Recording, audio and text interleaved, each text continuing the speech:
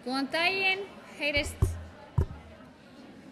Og bara innilega til hamingju með alþjóðlega hamingjudaginn, verið hjartanlega velkomin á þetta málþing og forsætisráðherra, góði gestir, bara við hlökkum til að vera hérna með ykkur í dag.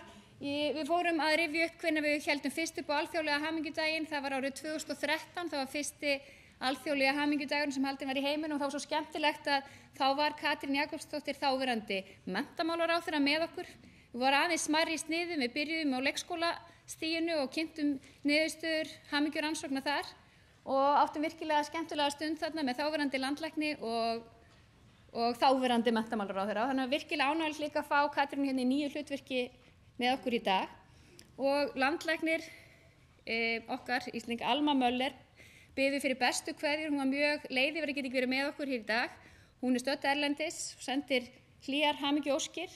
Ég spurði hvort það eitthvað sérstakt sem hún vildi koma til skila. Þið sem þekkið Ölmu, það kemur kannski ekki óvart að hún sagði, já, viltu minna á mikilvægi góðs svefns. Hún sagði bara hérna í tilvill sem ég sendi, góður svefn, lengir líf, hann bætir minni og sköpunargáfu, bætir útlitið og hjálpar okkur að halda kjörþyngd, virkar fyrirbyggjandi gegn krabbamein og heilabilun, eflir ónæmiskerfið, lækkar áhættu á hjarta og áföllum, auk sykursýki og síðast en ekki síst stuðlar að hamingju og vinnur gegn þunglyndi og kvíða. Og eins og hún sagði, ef að þetta væri til í einni pillu, þá væri hún ansi vinsæl. Þannig að hún skilir bara bestu kveðjum hingað til ykkar, óskar ykkur góðs svefns og en áður bara góðrar dagskrár á alþjóðlega hamingjudaginn. Og Katrín Jakobsdóttir, hjartanlega velkomin. Takk fyrir að vera með okkur.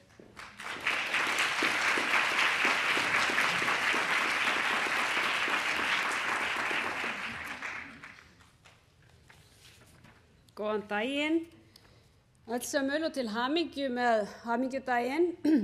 Ég man vel eftir þessum degi þegar hann var haldinn fyrst hátíðlegur og alþjóða vettvangi því það er gríðarlega skemmtilegt að ræða við leikskólabörn grundvallaratriði tilverunnar og hamingjan er svo sannarlega eitt af grundvallaratriðum tilverunnar.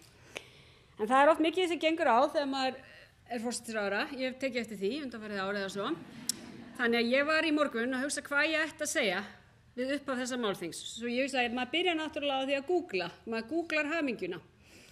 Og ég googlaði hamingjuna og það áhugaverðasta sem kom upp úr því var uppskrift að léttlopapeysu, opinni sem bar heitið hamingja. Svo ég hugsaði, hvernig lítur léttlopapeysa út sem ber heitið hamingja? Jú, hún var röndótt í mjög mörgum fallegum björtum litum.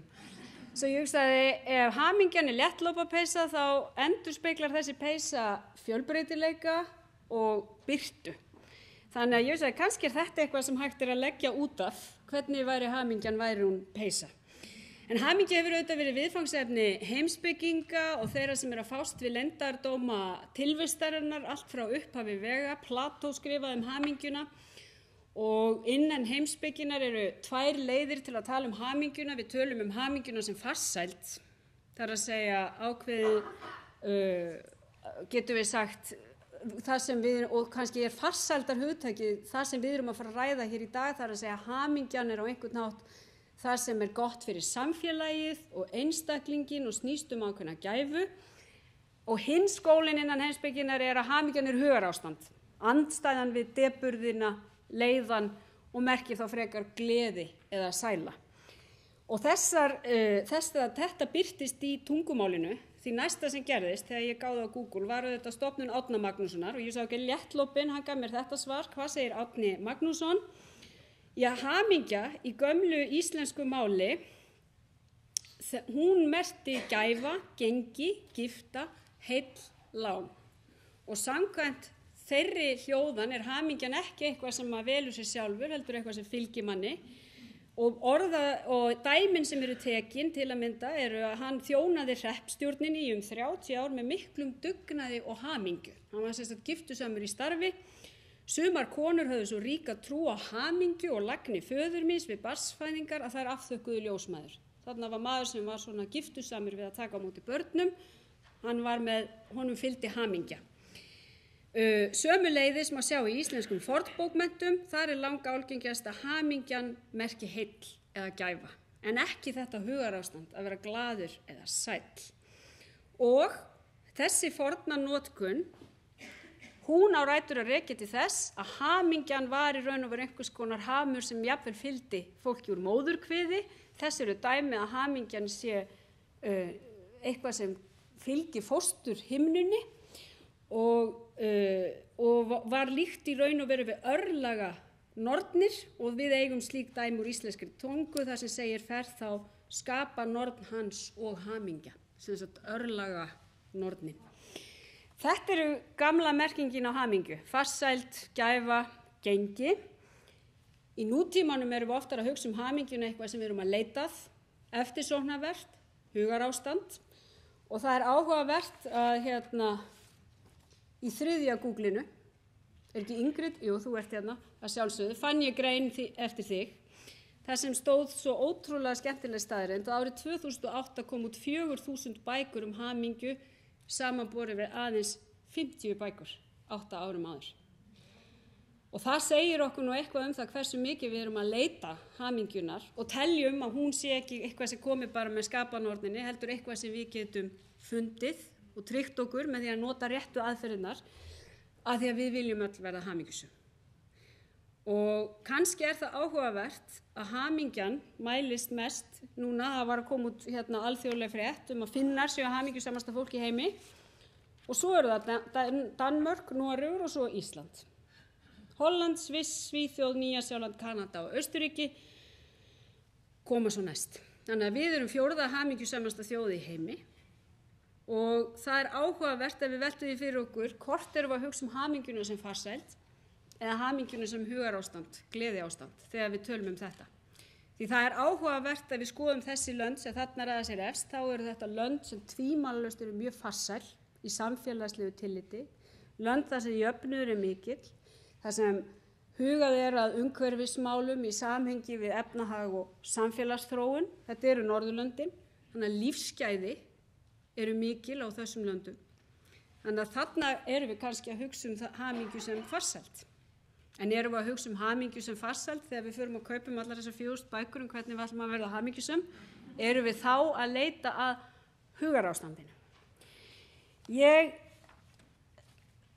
held að við getum sagt það og það eru ýmsar rannsóknir sem benda til þess að þegar ákveðnar lífsþarfir eru uppfylltar, þegar við þurfum ekki að hafa áhyggjur af því að ná endum saman, þá aukist hamingjan ekki við það að eignast fleiri krónur og aura. Og það mikilvæg hugmynd að ef við metum hamingjuna sem farsæld, þá snýst farsældin einmitt þetta að hafa þetta mikilvæga jafnvægi. Jafnvægi í lífinu milli efnahagslegra þátta, samfélagslegra, umhverfis og jafnvel menningarlegra þátta. Og það kannski það sem við ætlum að ræða hér í dag, hamingjuna sem aflgjafa í samfélaginu, hamingju sem þátt sem við viljum rækta meira í samfélagi okkar og hvað við getum gert til þess að hjálpa fólki að verða farsælt og hamingjusamt. Góður svefn var hér nefndur og það rétt að hamingja lýðheilsumál. Embætti landlæknis kennir börnunum mínum þegar börnin mín fá fræðslu heilsufar í skólanum, þá læraðu við það sem við kalla 6H. Ég veit ekki því öll börn og þau segja ykkur frá þessu.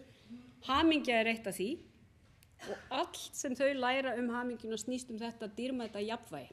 Að öðlast jafnvægi milli einstakra þátta og láta ekki lífi ráðast af einhverju einni sýn, elta bara peningana eða elta bara þessa þætti, heldur einmitt öðlast þetta dýrmæta jafnvægi. Ég ætla að segja ykkur eina sögu í lokin áður en ég leyfi ykkur að fara að tala í álveru, því ég ekki álveru fræðimaður á þessu sviði, ég bara professor Google á þessu sviði, eins og það kallað á mínu heimili þegar maður þykist vita eitthvað rosa mikið. Ég á marga fundi og oft finnst mér mest að hamingja mín vera fólkin í því að vera í starfi þar sem ég fæ tækifæri til að kynnast mjög ólíku fólki.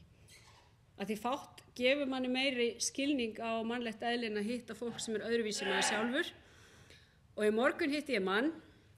Ég vissi ekkert af hverju hann vildi hitta mig en hann sagði hann þyrfti alveg bráðnauðsynlega að hitta mig. Og þegar hann var mættur þá sagði hann ég bara að hitta þig til að segja þér að þú ert alveg eins og langamæn sem ég þekkti. Það var Theodóra Thoroddsen. Hún var lítil og glöð og hún reykti og borðaði súkkulaði en ekkert annað og orti og hann sagði, ég vildi bara að þú vissir þetta því bráðum mun ég kannski deyja og þá mjög gott að þú vitir að þú ert eins og hún. Og ég bara var svo ótrúlega glöð inn í mér að hugsa það að einhver hafi hugsað það bara út í bæ að hann þyrfti að segja mér þetta og hann þyrfti að segja mér að hann hefði kynst þessari langömmu minni og hún hefði skipt hann máli og hún hefði veitt honum gleði í samskiptum og ég hugsaði með mér, ég ætla að segja ykkur frá þessu því það einmitt þessir litlu hlutir líka. Þegar þessar grunnþarfir eru uppfylltar, þá það einmitt það að sjá fegurðina í öllu þessu smáa sem kemur fyrir og gleðjast yfir því hvað við erum ólík. Alveg eins og lopapeysan. Létt lopapeysan, notabene. Ég þakka bara kærlega fyrir að fá að vera boðin hérna og ég ætla að njóta þess að fá að vera ráðherra hamingjunar í dag og set þetta málþing hér með. Takk fyrir.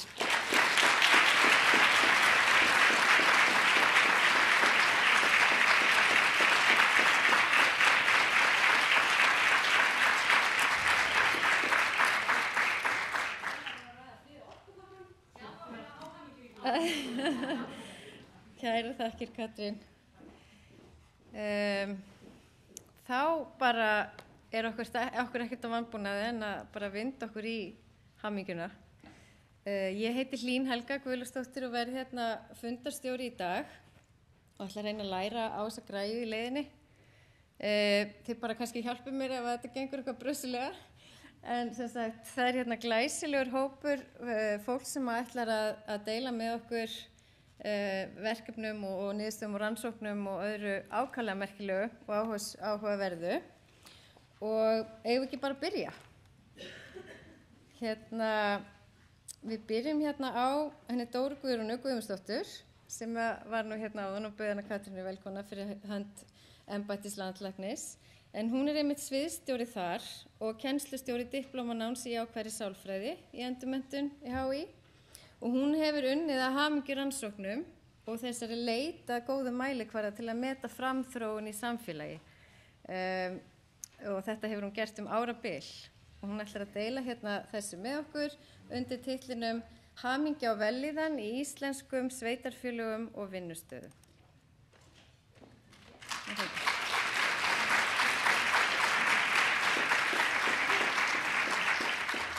Já, enn og aftur virkilega ánægjulegt að sjá okkur öll hérna og sjá þennan mikla áhuga á því að ræða hamingjuna og hvernig við getum aukið vellíðan í samfélaginu. Mér langar að fara aðeins yfir af hverju erum við að mæla hamingju eftir sveitarfélögum og hvernig við getum stuðlað aukinni hamingju og vellíðan. Segi þetta búið að vera viðfangsefni mitt og ástríða. Það að verða 20 ár þannig að ég stend svona fyrir framan eins og það kannski ekki nóg að falla í þessi samlíking við sælgætisbar og að velja því að það ekki nóg lýðheilsulegt svona eitthvað en fyrir framan eitthvað mjög margt og hvað ég ætti nú helst að kynna fyrir ykkur hér í dag. Við þessi dagur, hann náttúrulega, þetta eru Sameinuðu þjóðirnar, við ætlum að heyra aðeins meira af hverju og svona en þessi ályktun kemur samþykkt allsherjarþinginu 2012 og í júlí þannig að þeir útnefna þennan alþjóðlega hamingjudag 20. mars og eru að skoða hvernig megi bæta mælikvarða hamingju og vellíðan við aðra mælingar til að meta svona heildræna framþróun þjóðríkja. Og fyrir manneskju sem hefur svona mikinn áhuga á þessu þá gríðarlega gaman að lifa á svona tímum þar sem að stjórnvöld bara allstaðar í heiminum eru bara búin að hoppa á bátinn og eru með og eru að hvetja öll aðildarríki til þess að huga að þessu. Nú, við erum með þessar hagfræðimælingar sem að við notumst mjög mikið við og hagvöxtur, hann hins vegar vex við margt sem ekkert endilega jákvætt í samfélaginu.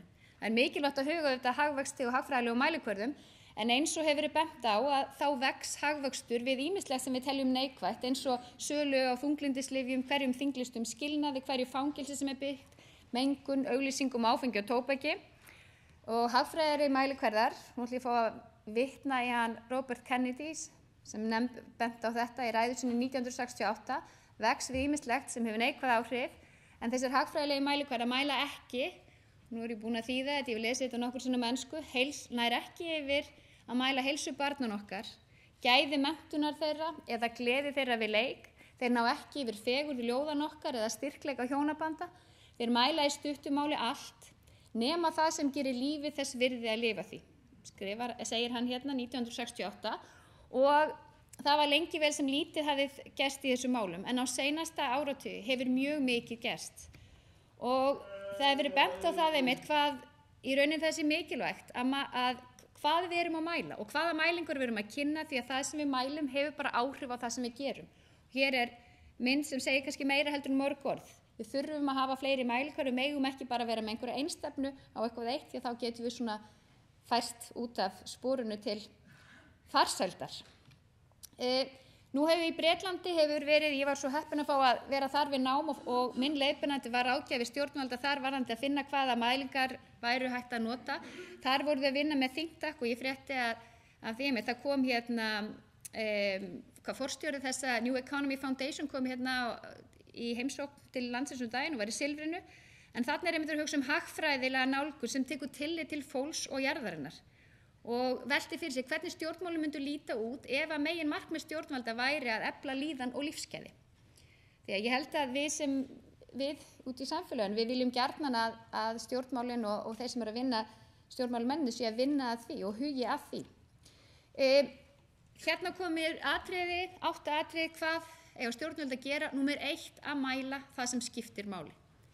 Og þá bara allt, ekki bara of einhæft og svo koma þarna að skapa hagkerfi sem eykur vellíðan, endurheimta tíma, þróa menntakerfi sem eykur vellíðan, endurrenna heilbrigðiskerfi þannig að það efli heilbrigði, meiri heilsueflingu, fjárfest í fyrstu árum ævinnar og draga úr efnishyggju, efla sannar auglýsingar, ekki vera að selja einhverja gervitilfinningar, hamingjan ekki falin í kókflöskunni og styrkja borgarlegt samfélag, félagslega vellíðan og virka þátttöku.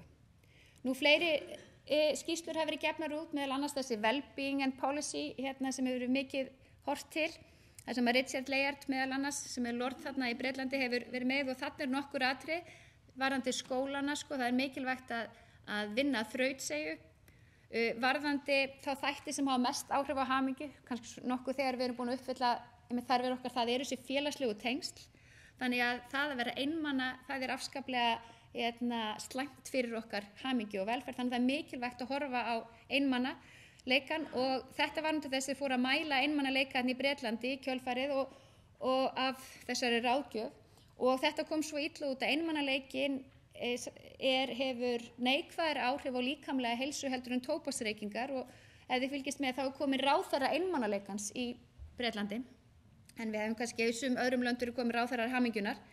Það er líka lögð áherslu á vellíðana vinnu sem við ætlum að tala hér í dag og svo kemur þarna líka sérstaklega fram hversu mikilvægt er að mæla vellíðan og gera það að markmiði stjórnvalda og að kynna þessar niðurstöður til þegnanna í samfélaginu, það sem við ætlum að gera í dag. Við höfum verið að mæla vellíðan alveg frá 2007, við höfum tekið það saman og sagt frá því í skýrslum sem hafa verið gefnar út af Evrópuskrifstofu Alþjóða heilbrigðismálastofnunar. Fyrstu skýrslunum vorum við að segja frá því hvaða vellíðan og mælikvarða við völdum, hvernig við kynntum það og svo í þriðja hvernig við værum að miðla því og nota það með sveitarfélögum og það hefur við gert í gegnum heilsuöflandi samfélag og með lýðheilsuvísunum okkar. Lýðheilsuvísarnir eru gott samstarf sem við höfum átt við löndin í kringum okkur. Við erum hérna með erlenda fyrirlesara í dag. Meðal annars frá Noregi þessi vinna var unnin í náinni samvinnu við Norðmenn. Við fengum að kynnast í og hvernig þeir unnu þetta og við setjum þetta upp á mjög svipaðan hátt. Þeir voru hins vegar ekki með neina vellíðanar eða hamingjumælingar inn í, við settum það inn í, en svona verður líka samvinnan að þeir tóku það svo upp eftir okkur og fóru að skoða hvaða hamingju- og vellíðanarmælingar við varum með, þannig að við getum sagt að þetta hafi verið svona vinn-vinn samvinna eins og svo oft verður í norrænu og alþjóðlegu samstarfi. Hér er yfirliti yfir hamingju og vellíðan og bara eins við erum að skoða þessa mælikvarða. Hamingja er eitthvað sem við tengjum mjög sterkt við vitum hvað það er, vellíðan er svona stærra hugtak og nær kannski við meira og þessi tvær tegundur af hamingju sem að Katrín talaði með áðan, þessi eudaimonia sem er þessi farsæld og svo er það hedonían sem er þessi sældarhyggja, þessi gleðin að það þarf einhvern veginn að ná yfir þetta bæði. Hvað við meinum þegar við svörum svona einnig spurningum hamingju eins og sjáum það er ekki mikill munur þarna milli heilbrigðisumdæma og ekki mikill munur á milli ára þannig að við höfum verið að leita að mælingum sem eru næmari á breytingar yfir tíma og þar höfum við fundið vellíðanarkvarða sem að við notum þarna og virðist vera næmari fyrir breytingum og kannski gagnlegri til þess að meta hvort árangur af inngripum og skoða hvaða áhrif í samfélaginu, hvaða áhrif þau eru að hafa á vellíðan, gefa okkur svona ítarlegri upplýsingar.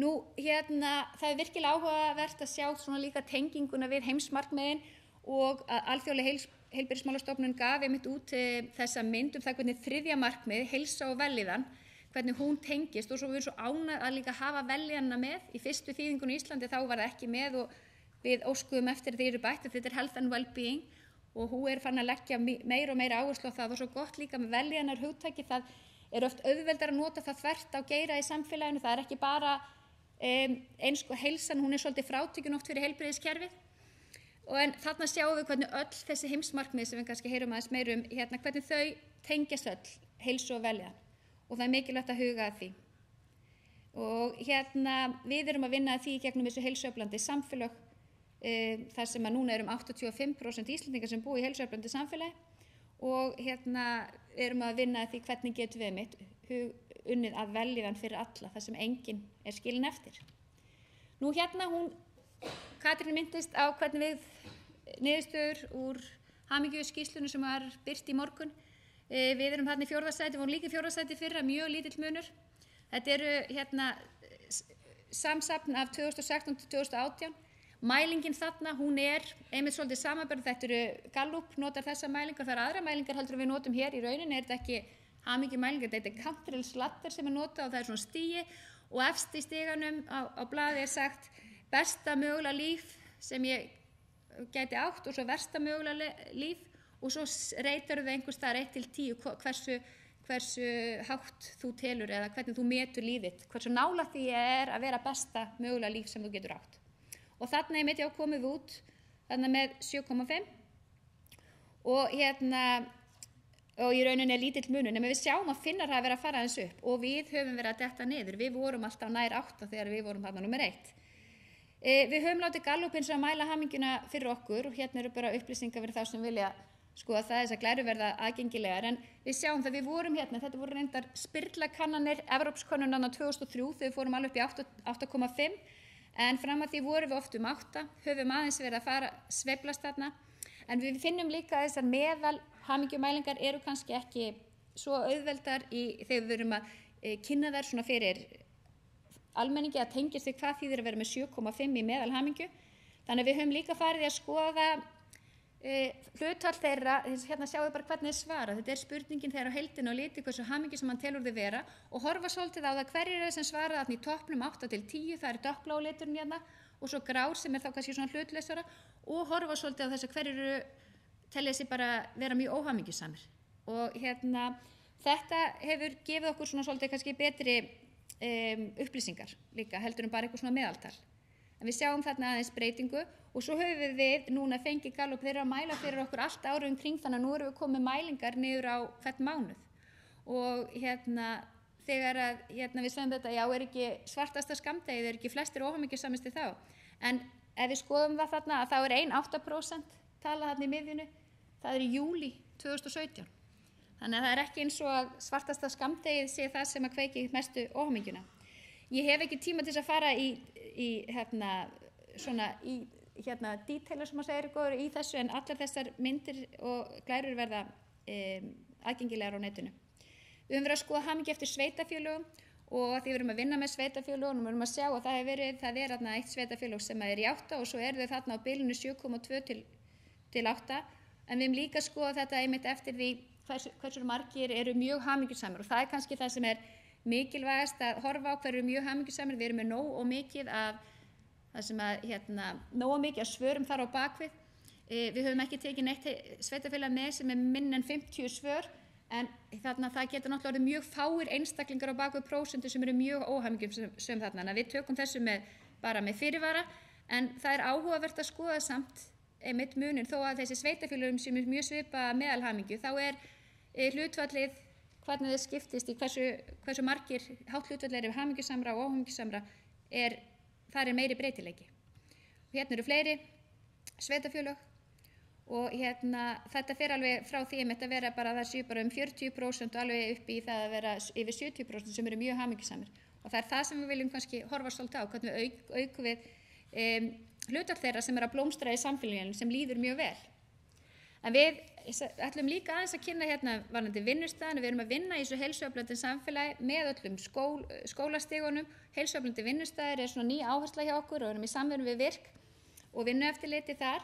Þannig við fórum að skoða aðeins hvernig hamingja og hver hlutfall mjög hamingjusamra eftir stöðu og það svolítið áhugavert að sjá það að þetta svona stöðluð spurningin í spurningalistanum okkar heilsu og líðan, að það að vera atvinnurekandi, þá erum við með 78% sem eru mjög hamingjusamir, en þeir sem eru veikir eða ótímabundið vinnufærir, þeir eru 45%. Það yfir 30% munur á þessum hópum eftir þessari stöðu og það lægra þarna, þeir sem eru veikir og ótímabundið vinnufærir, lægra heldur en öryrkjar og atvinnulausir.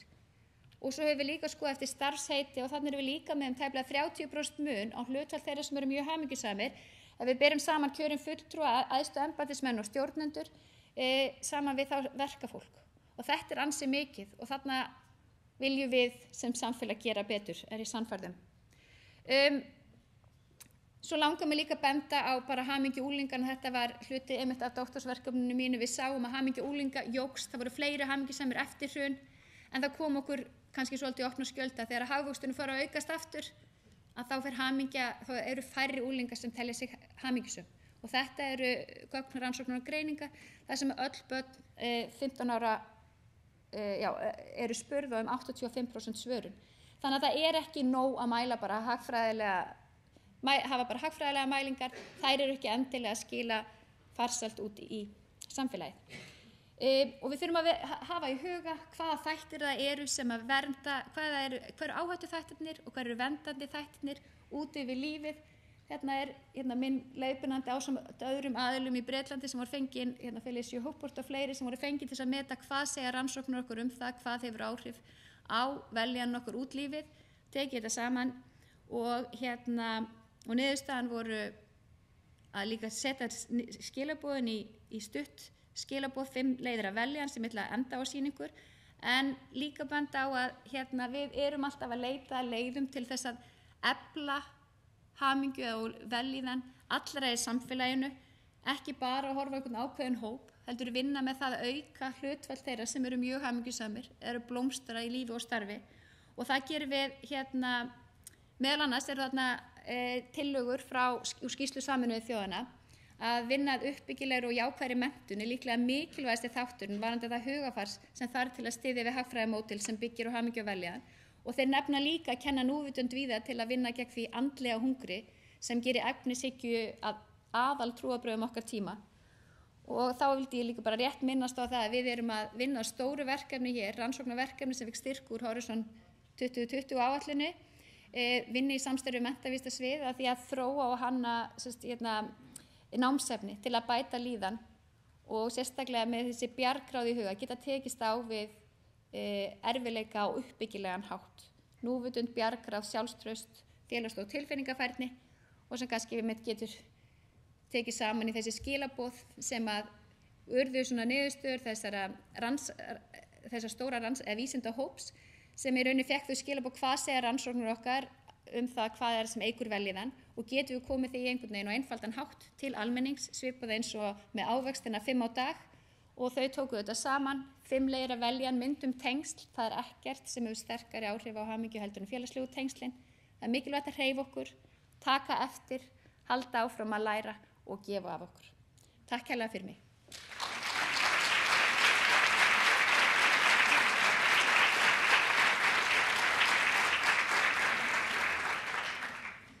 Já, takk fyrir Dóra Guðrún.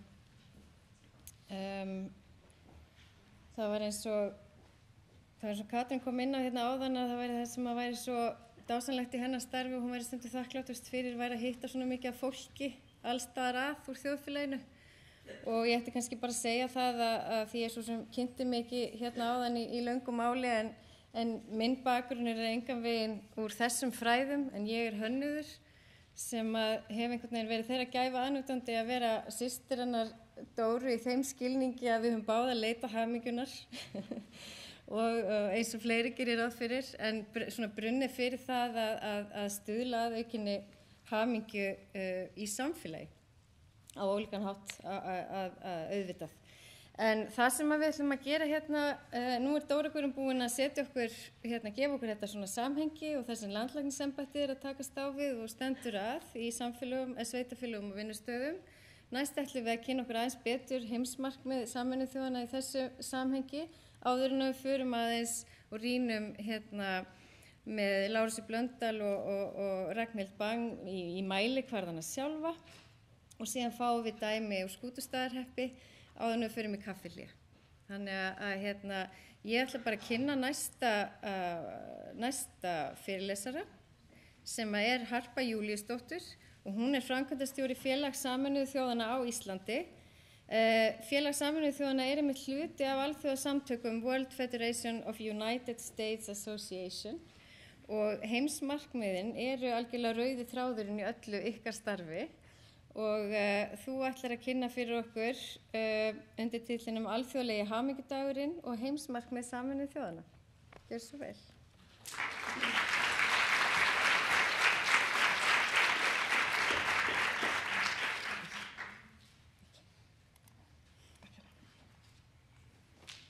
Góðan daginn og til hamingju með daginn og bestu þakki til landlæknisembættið að standa þessum veglega viðburði í tilefni hamingjudagsins Sameinuðu þjóðanna og ég sé nú ég valdi þess að viðeigandi mynd þegar maður var að berja snjóstorminn á leiðinn inn.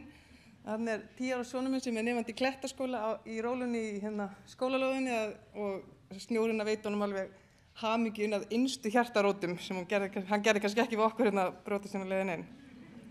En ég ætla að fá að segja ykkur bara aðeins frá upphafi hamingjudagsins og ástæðan fyrir að hann kemur til og er náttúrulega ekkert eldri en þetta en kemur fram frá árinu 2013. En árið 2012 fer fyrst fram ráðstefna á vegum Sameinuðu þjóðanna þar sem umræðuefni var eingöngu hamingjan, hét bara UN Conference on Happiness og þar var samþykkt ályktun þar sem aðildarríkin tóku ákvörðun það að auka áherslu á hamingju og vellíðan en að rýna ekki eingöngu í tölur hagvöxt sem er gott framhald af því sem var rætt undan. Og það var konungsríkið Bútan sem átti frumkvæðið að þessari ályktun en íbúar þess lands hafa verið mældi með þeim hamingjusömustu í heimi þrátt fyrir að tróna yfirleitt mjög lágt á listum yfir auðugustu ríki í heimi, í því samhengi. Og það árið 2011 þá hafði allsherjarþingið ályktað að verkþjóðaframleiðsla endurspeglaði ekki nægilega vel velsæld íbúa hvers ríkis og huga þyrfti að henni 3 þátta sjálfbærni. Við þyrftum að huga að efnahagslegri, félagslegri og umhverfisvænni sjálfbærni. Umhverfisvænni væni í sjálfbærni. Og svo ráðstefnan 2012, það var ákveðið að halda upp á þennan árlega hamingjudag. Og 20. mars valin eins og þarna segir að þá er jafndægur á vori og ber upp á þennan tíma. Þá ríkir jafnlang dagur og nótt alls staðar í heiminum. Þannig að við erum hér samankomin í dag til að halda upp á 7. alþjóðlega hamingjudaginn. Fyrsti alþjóðahamingjudagurinn er haldinn 2013 sem segjum og þá var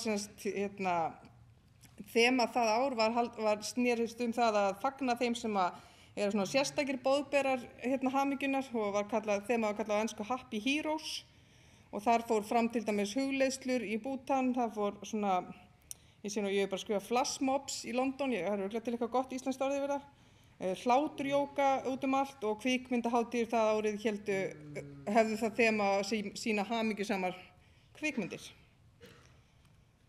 Þetta er upp úr ályktuninni og hérna má líka sjá merki dagsins, logoið, það heitir Helios og er gríska táknið fyrir sól og á að standa fyrir óþrjótandi krafta mannkynsins í leit sinni til að öðlast hamingju. Eins og sjá má þá miðar ályktunin að því að setja hamingjuna fram sem hluta af framtíðarsýn okkar fyrir mannkynnið, að það sé hugað að hamingjunu þegar mótaðar eru opinberar stefnur. Þá liggur áhersla ályktunarinnar á aukinn jöfnuð að enginn sé undanskilinn þegar við setjum fram leit okkar að hamingjunni og þar að leiðandi leit okkar að mannréttindum. Og já, það er Bútan sem kom fram á hann sem hefur tekið þessa hugsun upp á sína arma með því að koma á hjá sér það sem þau kalla verk þjóðarhamingjuvísitala. Og hamingjuvísitalan er þetta tilraun til að setja hið mannlega í forgang, að það sé alltaf spurt við stefnugerðir og mótanir, mun þetta færa okkur hamingju. Sameinuðu þjóðirnar hafa þá sett þennan mannlega þátt líka inn í sína mælikvarða í þróunarstarfi og þá er Þróunarstofnun Sameinuðu þjóðanna, UNDP var ég að leita, það semst mannleg þróun eða Human Development Index og þá semst inn í það tekið semst mælingar sem snúa þá ekki eingöngu hagvöxt heldur líka lífsgæðum fólks. Semst menntun, lífslíkur og tekjur bætt þá inn í þá. Og eins og við sjáum þarna á ályktuninni að þá þarna orðið happiness eða hamingja látið líða eins og rauður þráður í gegnum mann alla, þetta bara hluti af henni þetta. Og þema fyrir árið í ár, 2019, semst þetta þarna ensku happiness for all forever og ég þýtti hana bara hamingja fyrir alla eilífð, þetta mjög svona bandarískt slógan svona. Og þá semst yfirskriftin þessi fyrir daginn að happiness is a fundamental human right og ég held að það sé bara rosalega bara mjög kröftug yfirlýsing og setur þetta bara í sterkt samhengi við heimsmarkmiðin og það sem þau setja upp sem svona aðgerð undir þessu þema í ár, alltaf nýtt þema á hverju ári, fyrir var til dæmis Happy Together, það var svona meira að tala félagslega þáttinn og þarna tekið inn þessi mannréttindaþáttur en þau setja upp svona fyrir okkur svona aðgerðaáætlun til að fylgja í leit okkar líklegasta hamingjunni og það að gera það sem gerir okkur hamingjusum, að brosa, eiga stund með náunganum, borða hollt og hreyfa okkur, vera þakklátt, gefa af okkur, hugsa jákvætt og láta okkur dreyma og við að dreifa hamingjunni, hamingjan smitandi, brosa til náungans, alltaf þegar tækifæri gefst og þannig munum við brjóta niður veggi og byggja upp friðsælli heim, standa með þeim sem eiga ekki greiðan aðgang að mannréttindum og þar með að hamingjunni, vera röddin sem kallar á jafnan rétt allra þeirra 7,3 billjón einstaklinga sem búa á jörðinni og leita allir að hamingjunni á einn eða annan hátt og fagna hamingjudeginum og síðast en bara alls ekki síst að vinna saman að heimsmarkmiðunum sem bara okkar svona leiðavísir að hamingjusamri framtíð. Þannig dreifum við sannarlega hamingjunni. Og þá erum við bara komin á þessum stórkostlega heimsmarkmiðum sem bara uppáhaldsumræðuefnið og þau eru þarna 17 og eins og ég segi, þau eru náttúrulega bara leiðavísirinn að hamingjusamri framtíð fyrir okkur öll sem eitt og þau taka við, eru sett gilda frá árinu 2015 til 2030, taka við af 1000 Sameinuðu þjóðanna sem voru 8 og snéru að þróunarríkjunum. Í vinnunni á þeim 15 árum þá náðist bara mikill árangur á bara flestum sviðum sem þessi 8 snéru að. Það er eitt undanskili sem snérist þá að sjálfbærri þróun og það undir loftslagsmál sem á þessum 15 árum fóru sannarlega ekki á betri veg en þar var líka bara lítil áhersla og lítið fjármagn lagt í en meira lagt áhersla hinn og þar sjáum við til dæmis fækkar þarna helming einstakling í heiminum sem búa við sára fátækt, það nást miklu sigrar í ungbarnadauða, í mæðraeftirliti, í baráttunni við alnæmi og malaríu og menntun stúlkna hækkar rosa mikið á þessum 15 árum. Þannig að við förum með það veganexti og þá von og jákvæðni inn í vinnuna að heimsmarkmiðunum. Og núna bara tifa tíminn og bara ekki eftir neinu að bíða að við leggjumst öll á að við leggjum öll okkar lóð á vogarskálarnar. Eins og ég segi, þau eru 17 en hafa 169 undirmarkmið. Og ríkisstjórn Íslands hefur sett sér 65 forgangsmarkmið, þar eru 32 innanlands, 23 alþjóðleg og 9 sem eru bæði. Þannig að það er ágætis vegvísi líka fyrir okkur sem að vinna kannski í félagasamtökum og slíkt og það svolítið að forgangsraða, þetta er svolítið stór fíll til að ráðast á að þá er þarna búið að setja fyrir okkur ákveðin svona vegavísir.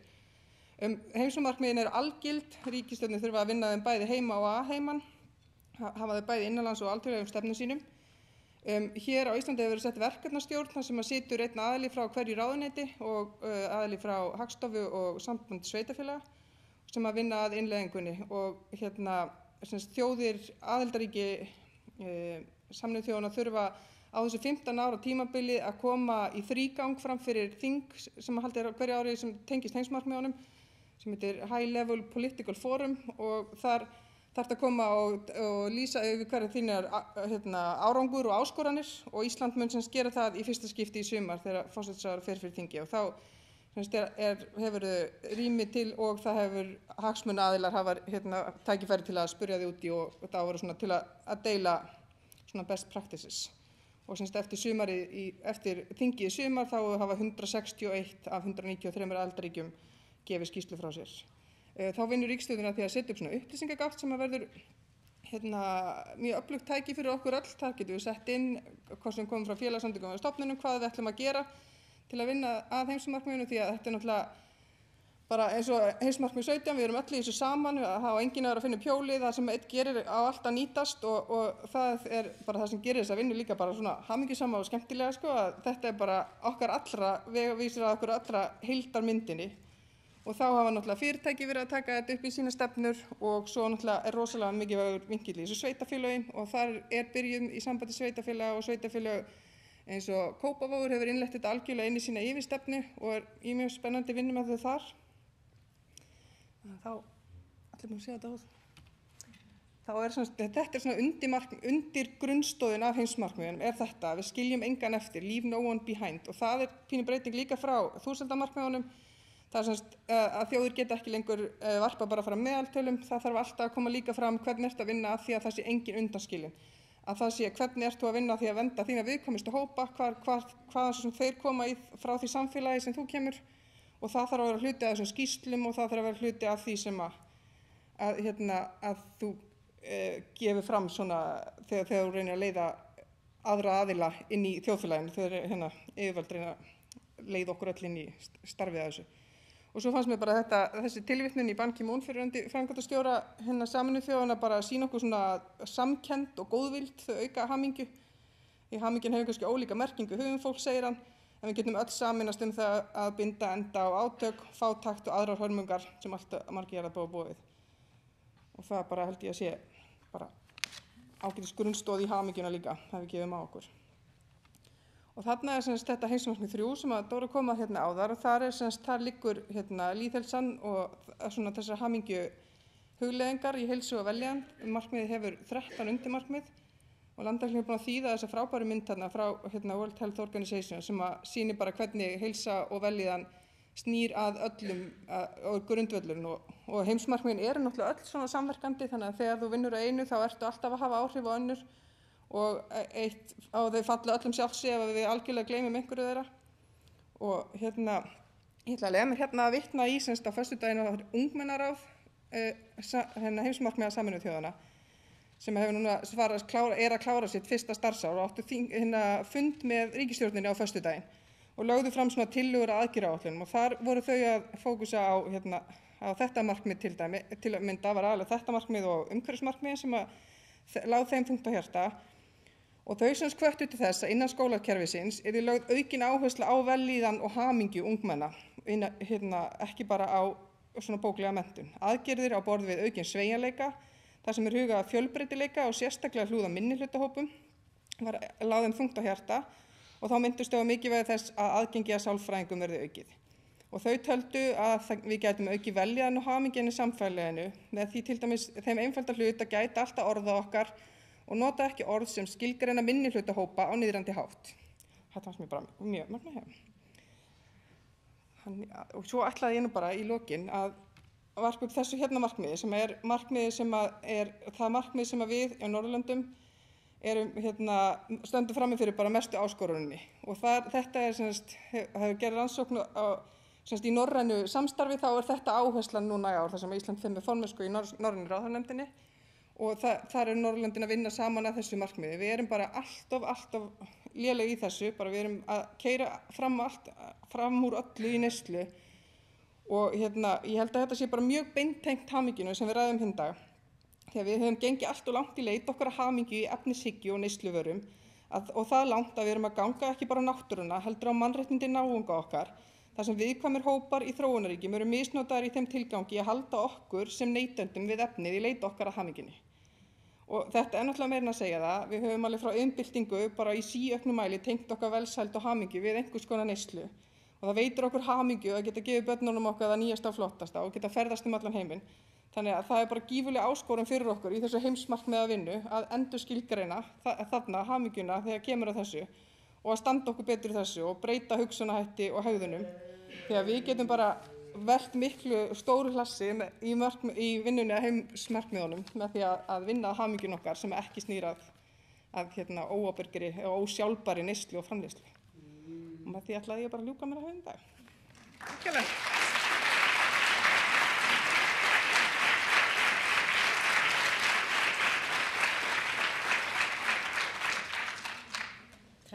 fyrir.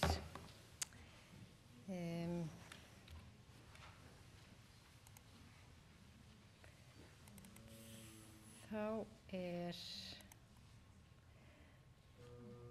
ætlum við að bjóða næst á svið hana Ragnhild Bang-Nes sem prófessor við Osloar Háskóla og yfirsérfræðingur hjá Lýðheilsustofnun Noregs einmitt. Og hún sérfræðingur í mælingum á hamingju og lífsgæðum og hefur starfað við þetta árabil. I'm only telling good things about you. So please, Ragnhild, welcome on stage.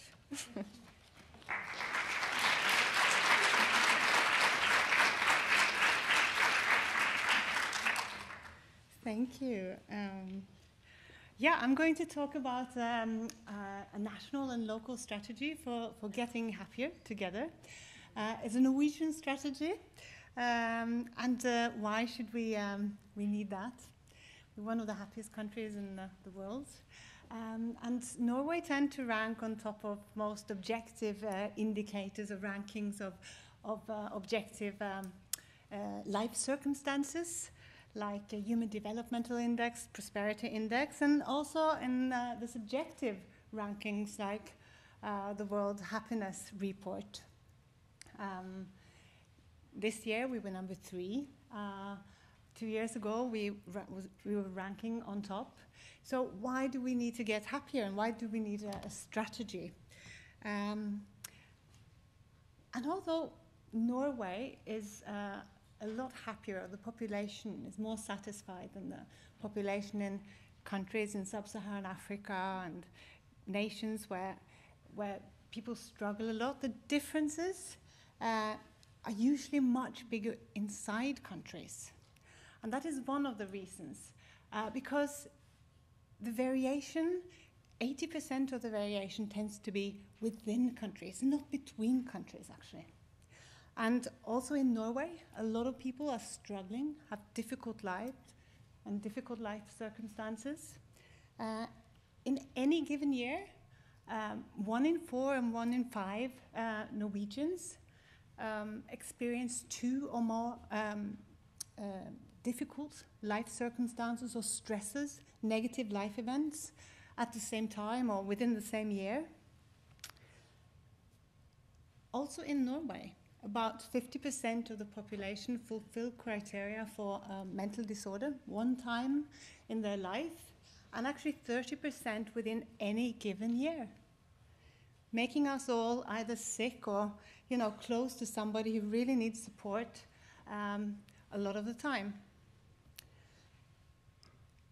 And we've had an alarming increase in youth mental health problems over the last few years, especially among girls. And across different surveys and registered data, now about 30% of young girls report mental health problems like anxiety and depressive problems above the clinical cut point. And this is a development that is also noted in international newspapers, that the Nordic countries, maybe also including Iceland, mask sadness of young. So this is a major problem receiving a lot of attention. We have seen the last few years a steadily increasing proportion of people with a stable low income. And in a paper we published this autumn, we show that financial problem is a major life quality or happiness thief on an individual level, but also on a societal level, stealing a lot of life satisfaction in the society. In addition, we live in a country with vast differences, geographical differences, for example. I mean, it is as far from Oslo to the north of Norway as from Oslo to Rome. And some places, they're idyllic fishing villages, some places are completely empty. Loneliness is terrible. Other places are full of people, dust, pollution, stress, and so on. So there's a lot of variation, perhaps more than on Iceland. So this is a major factor in Norwegian welfare and policy. There is diversity, instability, a lot of suffering, and also a lot of inequalities. So how are we going to deal with the health and welfare challenges that we have? One solution, and the first priority I will present, is making quality of life an overarching goal for policy and welfare state. And quality of life was first mentioned or used as a concept, I think, in 1964. This is President Lyndon B. Johnson, who used the word in a speech about the Great Society in 1964, and where he was sort of describing a society where people were much more interested in the quality of their life goals than the size of their wallets. And obviously, quality of life is it's a value across nations. It's a human right, but it seems also to be tied or associated with a lot of fortunate life outcomes. In terms, for example, of positive emotions, quality of life is associated with better networks, social networks, better social integration, support, participation, improved mastery, better health habits, lifestyle patterns, happy people. They smoke less, they drink less, they exercise more. And not surprisingly, they also have better health. Particularly better immune system functioning and also better cardiovascular functioning. And due partly to these mechanisms, people with good lives, people experiencing a lot of positive emotion also live longer. And in this particular study, they found a 30% decrease in mortality among a large sample of Brits experience high levels of meaning in life. And it's not only in humans that positive emotion and good quality of life is associated with longevity, also in apes, actually, and nuns. So focusing on quality of life as a goal is certainly extremely important. Another focus or priority is universal interventions. To work with quality of life through the tax system, employment system, for example, because if we attend to the risk groups, the impact of interventions are usually quite good or big. But most people we are not reaching because people are not showing up at the health clinic before they're sick. And then a third priority is to focus on all the arenas outside of the health services. Because health, quality of life, well-being is built where people live their lives. In the kindergarten, in the schools, in the neighborhoods, in the park, on the bus maybe. So focus on building health across sectors and outside of the health services. And then to focus on the very first years, because skill develops skills. So early skills will provide us with later skills. And then the fifth, and I will talk a lot about knowledge and later on measurement, is knowledge. We need to focus on getting a good knowledge base so that we can intervene well, to identify the challenges we have, to understand the mechanisms, to evaluate the intervention, the policies, the measures that we generate and set in action. And in Norway, I think we have three really important tools on this mission or endeavor. We have the Norwegian Public Health Act from 2012, which has been quite radical internationally, I think. The law focuses very much on the local perspective, the municipal perspective, and also the cross-sectorial perspective in building health. And it places a responsibility for population health on the leadership in the municipalities. So it's a local perspective and taken health and well-being out of the health sector and into the political leadership. And then shared terminology or concepts or constructs, we have to to have a common language and to use quality of life as that common language, because we all deal with quality of life. Not only the health ministry, but most people, and even the Ministry of Finance. So quality of life sort of unite us. It's a common vision across people, population, sectors, and divisions, and it invites, in a way, to a broader ownership and to co-creation and collaboration to meet the welfare challenges. It gives us a new content in work with mental and physical health. And in Norwegian, at least, the quality of life concept, it forces us to look not only inside or on internal factors, but also on the quality of the social structures that we are embedded in. And also, it improves communication between citizens and governments. In a way, you're invited to collaborate, and it's what people think policy and politics should be about, to create better lives. And the third tool is a quality of life measurement system, which I will focus the rest of the presentation on. We have recently launched a new measurement system to help us. And this is from a citation from a strategic document from the Parliament last August, specifying or underscoring that we need better indicators of quality of life so that the individual sector and the society at large can evaluate measures or interventions, changes, with regard to how they promote or inhibit quality of life. So regular data collections on quality of life throughout the population would be an important tool to examine progress. It would be an important steering tool.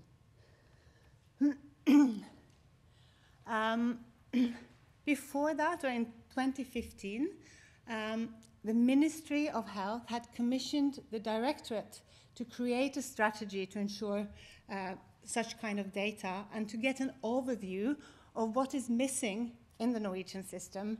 And this was to advise the Ministry and other central government institutions on how to sort of obtain, analyze, and disseminate information on development, but also distribution of quality of life in the country. So we were a group of people working on a report called Good Lives in Norway. It was published in 2016, and sort of reporting on problems in the present system, which was partly that the system we have is not holistic. It does not follow international guidelines. It's dominated by register data. We know a lot about, the length of people's sick leaves or the prescription drugs they have bought or their age, but we know very little about how the population experienced their lives. So it was not systematic in terms of subjective measures. It was a lack of panel data. Important aspects of good lives were not covered at all, and the samples were very, very small. So as the ranking, the World Happiness Ranking, we have measures of how satisfied overall are you with your life on a scale from 0 to 10. And in Norway today, we scored 7.5, which is good.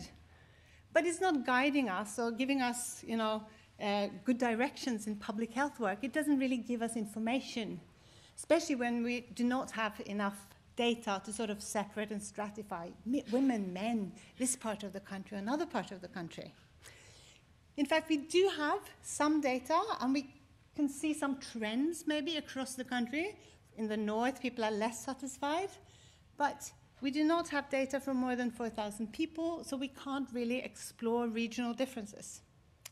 And some of our data have been quite interesting to use. We have been measuring low mastery or mastery over the years from 2002.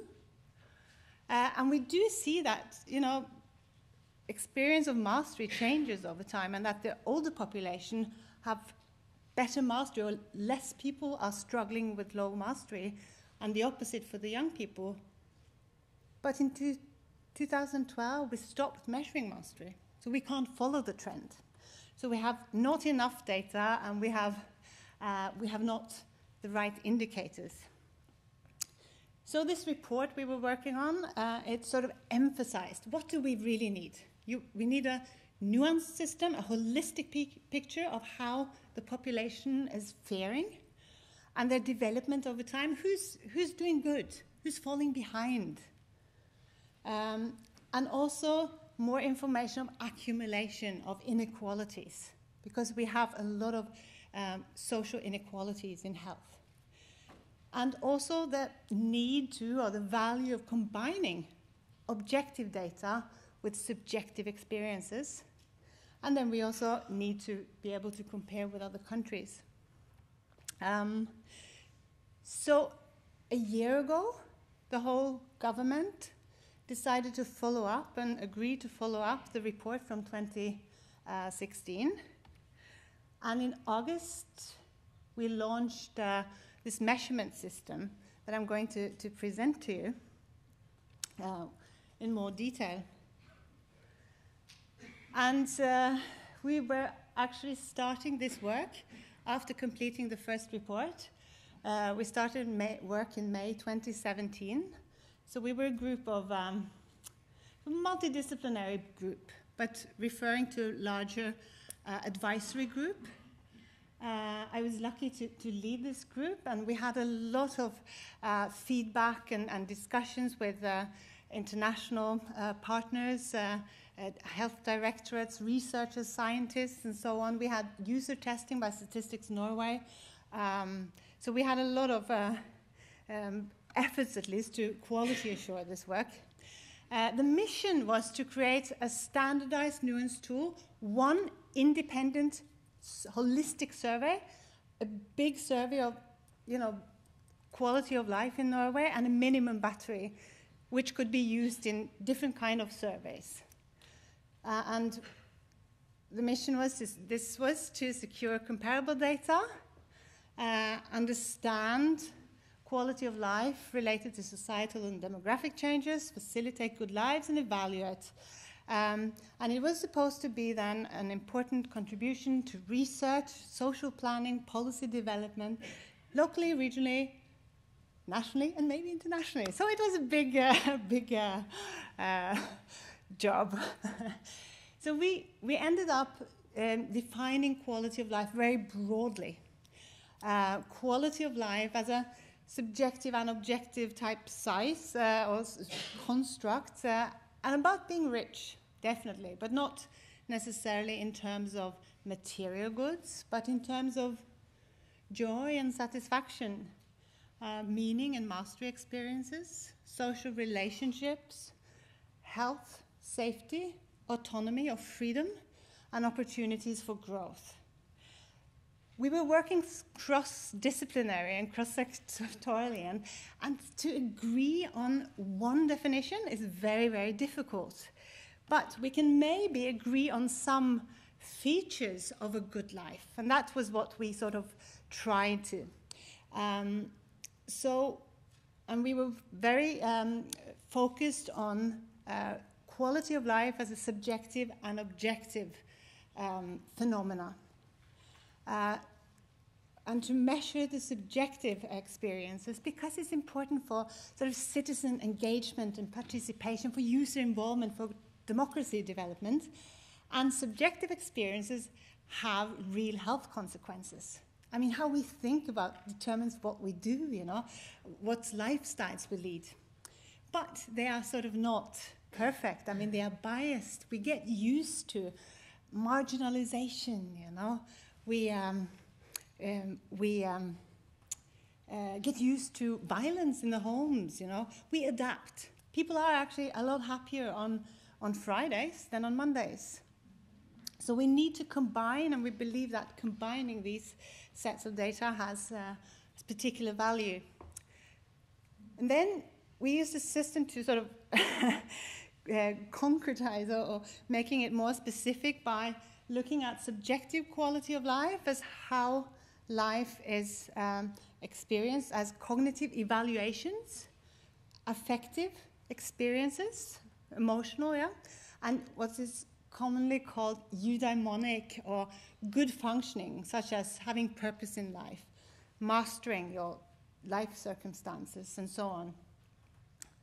And then we're thinking that there are some aspects, core parts of our circumstances that are particularly important. They are not means to an end. I mean, they are really core aspects of a good life. And it's experiencing safety or security, freedom, financial freedom, but not being discriminated. It can be measured in different ways. Social relationships, relations, participation, support, belonging, integration, health, both mental and physical health, and then also opportunities for growth, to learn new skills, to develop competence, to be able to use that competence in work life, for example. And then we wanted to measure these core aspects of quality of life in relationship to very central domains of our life, to our health, to knowledge and skills, economy, material goods, network, freedom, culture, nature, neighborhood, and so on. And these sort of ended up as a further type of specification or definition of our concept. So, I mean, freedom, this core value or core aspects of quality of life can be a subjective experience that I am free to decide my life. It can be about having freedom to financial freedom, to buy the dinner you want, to have influence in government, and to have a say at work. So we wanted to measure these different core aspects in different settings. So we made it sort of a system for a whole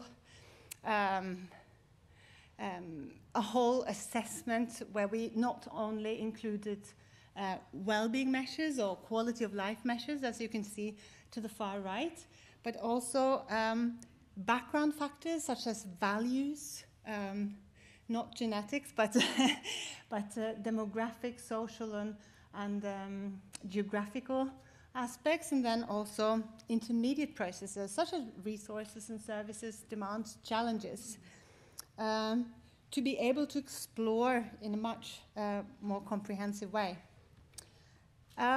We did end up with an entire survey, the big independent survey of 155 questions. Obviously, these data can also be linked to register data. So, but we were supposed to then build an entire survey. So 155 questions, and then a minimum battery of 23 items, which is sort of the minimum to be included in other surveys, for example, and now being included in our county surveys. And then we also recommended an additional package of items for, if you want to particularly focus on mastery, for example, or workspace to use. Because a big problem has been that in Norway, in different surveys and health assessments and the like, people have asked different questions all the time, which makes it impossible to compare over time and across surveys. So we really wanted to make sort of a standardized toolbox so people can pick from. And we published all this in a report. It's still only available in Norwegian, but we're working on English report and paper, hopefully including some of the data. We are just now about to get operational experience from testing the small survey out in 4 counties, and the big one in 6 municipalities this spring. So we recommended a web-based survey every 2 years, maybe every 3 years, depending on financial situation. But obviously we will merge these the small list with a lot of the ongoing surveys. So we will get some data quite soon. This is version 1. We think it's a good start. I mean, we have invested a lot of energy, and we have had a lot of help and input from a lot of competent and people around the world. But we still need to really get operational experience with this. And obviously, it might change over time, but we think it's a good start, and that combined with the legislation, the Norwegian Public Health Act, you know, the use of common language and concepts, and this system to sort of make us more able to identify the local challenges and needs and also the local opportunities to sort of create better circumstances for health, for well-being and social progress. So we obviously want this not as just a measurement system, an Excel file in Statistics Norway. We want this as an innovation tool. You know, innovation in terms of creating or generating measures, new ways of collaborating across sectors. We want to build a national quality of life center, cross-disciplinary, you know, where we deal with data collection, data handling, development and validation. We need to develop also a new system for younger. We have so far looked at measures for children from 16 years and older, communicating, and then monitoring and doing research closely linked to municipalities and the practice field. So we really think this is a very, we think this is a way forward, and hopefully I can come back on another Happiness Day and bring some news from how this has been working out. This was all. Thank you.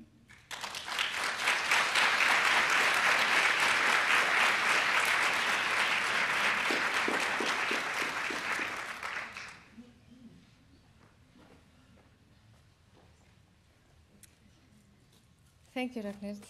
I'm sure we're all bursting with questions we want to ask, but we'll have to wait for the panel for that. Very ambitious, and thank you for doing the prototype for us. Right? All right. Þá bara svissa ég aftur yfir íslensku og við skulum loka þessu. Þetta er næsti. Ég ætla hér, svona.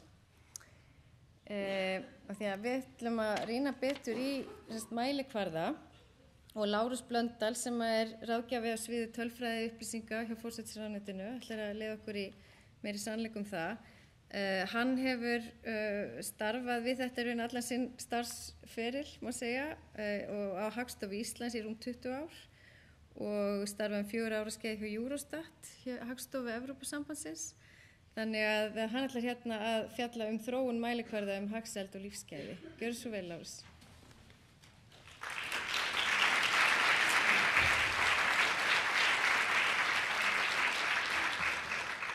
Takk fyrir. Katrín kom inn á það í inngangsávarpi sínu hérna áðan að hamingja góð fyrir samfélagið. Hún nefndi það líka að lífsgæði eru mikil á Norðurlöndunum en Norðurlöndin öll raða sér efst á þessum hamingjuskala sem var kynnt þar sem við erum í 4. sæti og var gefin út núna nýjar tölur í dag. Þannig að það vel við hæfi að fara aðeins yfir mælikvarða hagsæld og lífsgæði og hvað það snýst. Þegar við fjöllum velferð þjóða, hagsæld, lífsgæði, það almennt álit flestra í dag að það ekki nóg að horfa eingöngu til efnahagslegra þátta eins og landsframleiðslu eða hagvaxtar. Það kom fram hérna í ávarpi bæði hjá Dóru Guðrúnu þar sem hún nefndi það að hagvöxtur vex við ýmislegt sem neikvætt eins og svo taldi hún upp nokkra þætti og það kom líka fram hérna áðan hjá Hörpu að í sambandi við heimsmarkmið 3 að þá erum við fremst í neyslu og við tengjum neyslu við hamingju og lífsgæði. Þannig að það ekki nóg að mæla bara stærð og vöxt hagkerfisins, það þarf líka að mæla allt hitt sem hefur áhrif á líf fólks. Eins og sjálfbærni, húsnæðismál, menntun, virkni í samfélaginu, traust og alls konar þess háttar þætti. Það ekki nóg að landsframleiðsla sé að aukast og það sé hagvöxtur, heldur þarf að fylgjast með því hvaða áhrif það hefur á samfélagið. Það þarf að skoða hvernig gæðin skiptast á milli íbúa og hvaða áhrif við höfum á umhverfið með aukinni framleiðslu og vexti. Það þarf að skoða hvort við séum að ganga of hratt á náttúruauðlindir eða eru það bara sjálfbærar.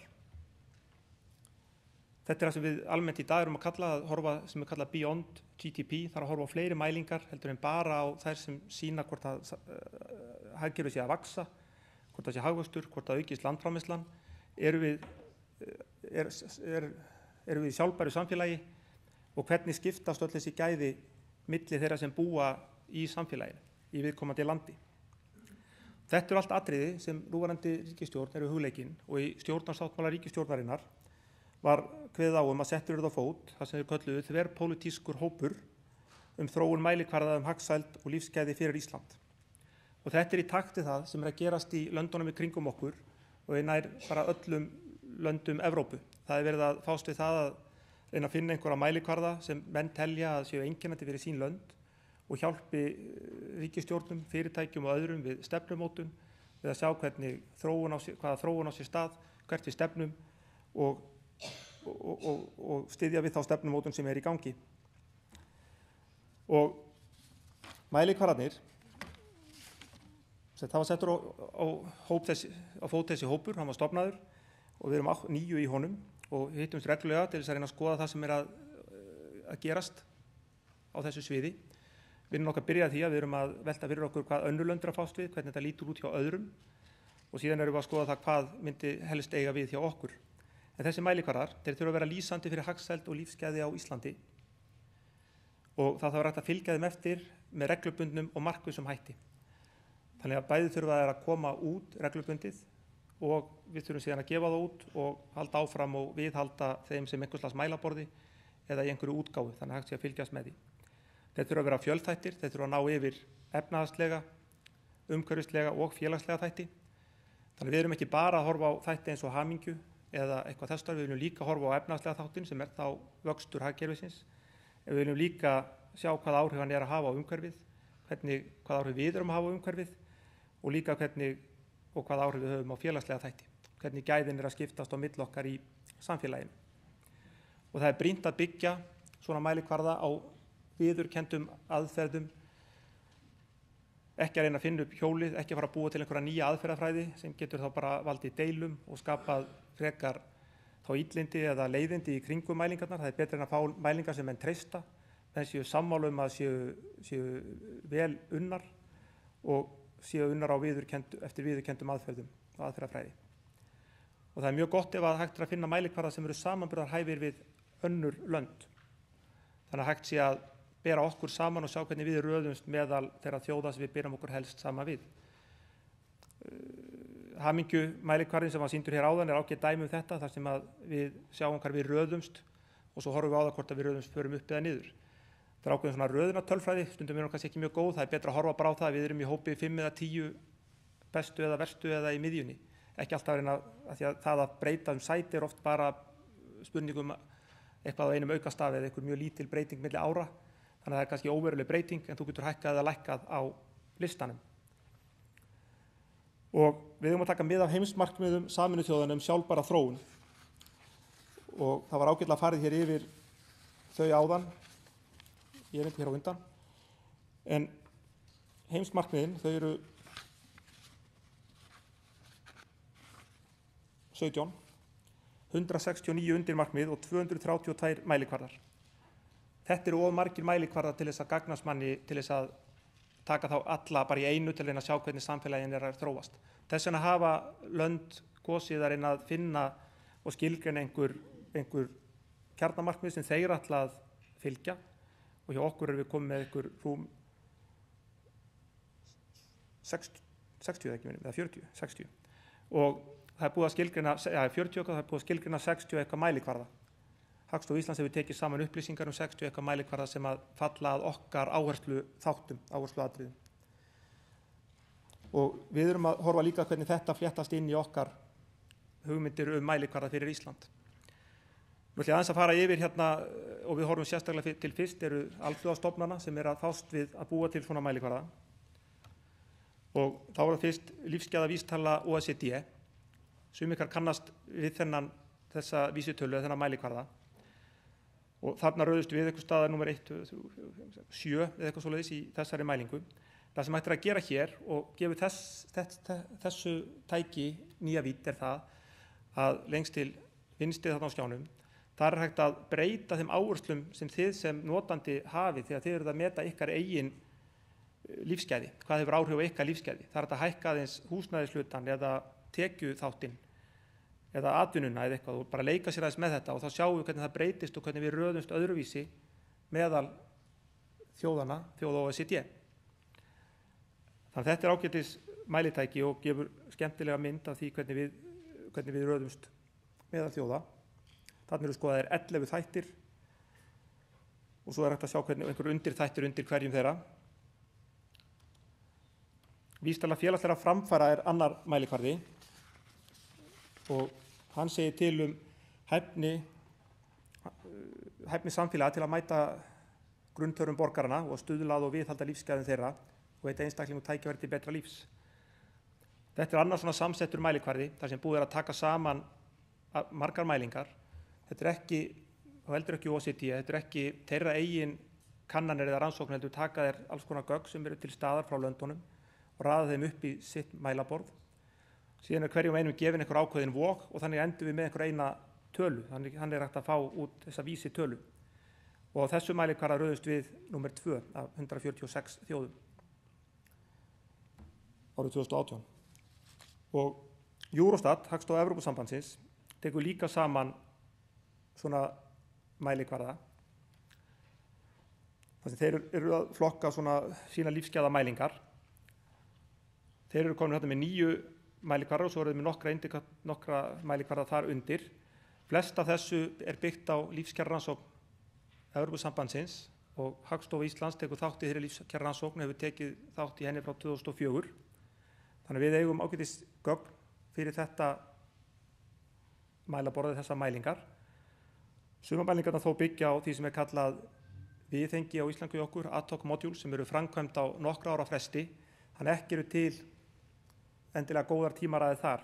Þú sést á þessari mynd hér, þá eru nýjustu gögn þarna í þessu mælingunum frá 2013. Og ég tók aðeins dæmi af 2 af þessu mælikvörðum hjá Eurostat.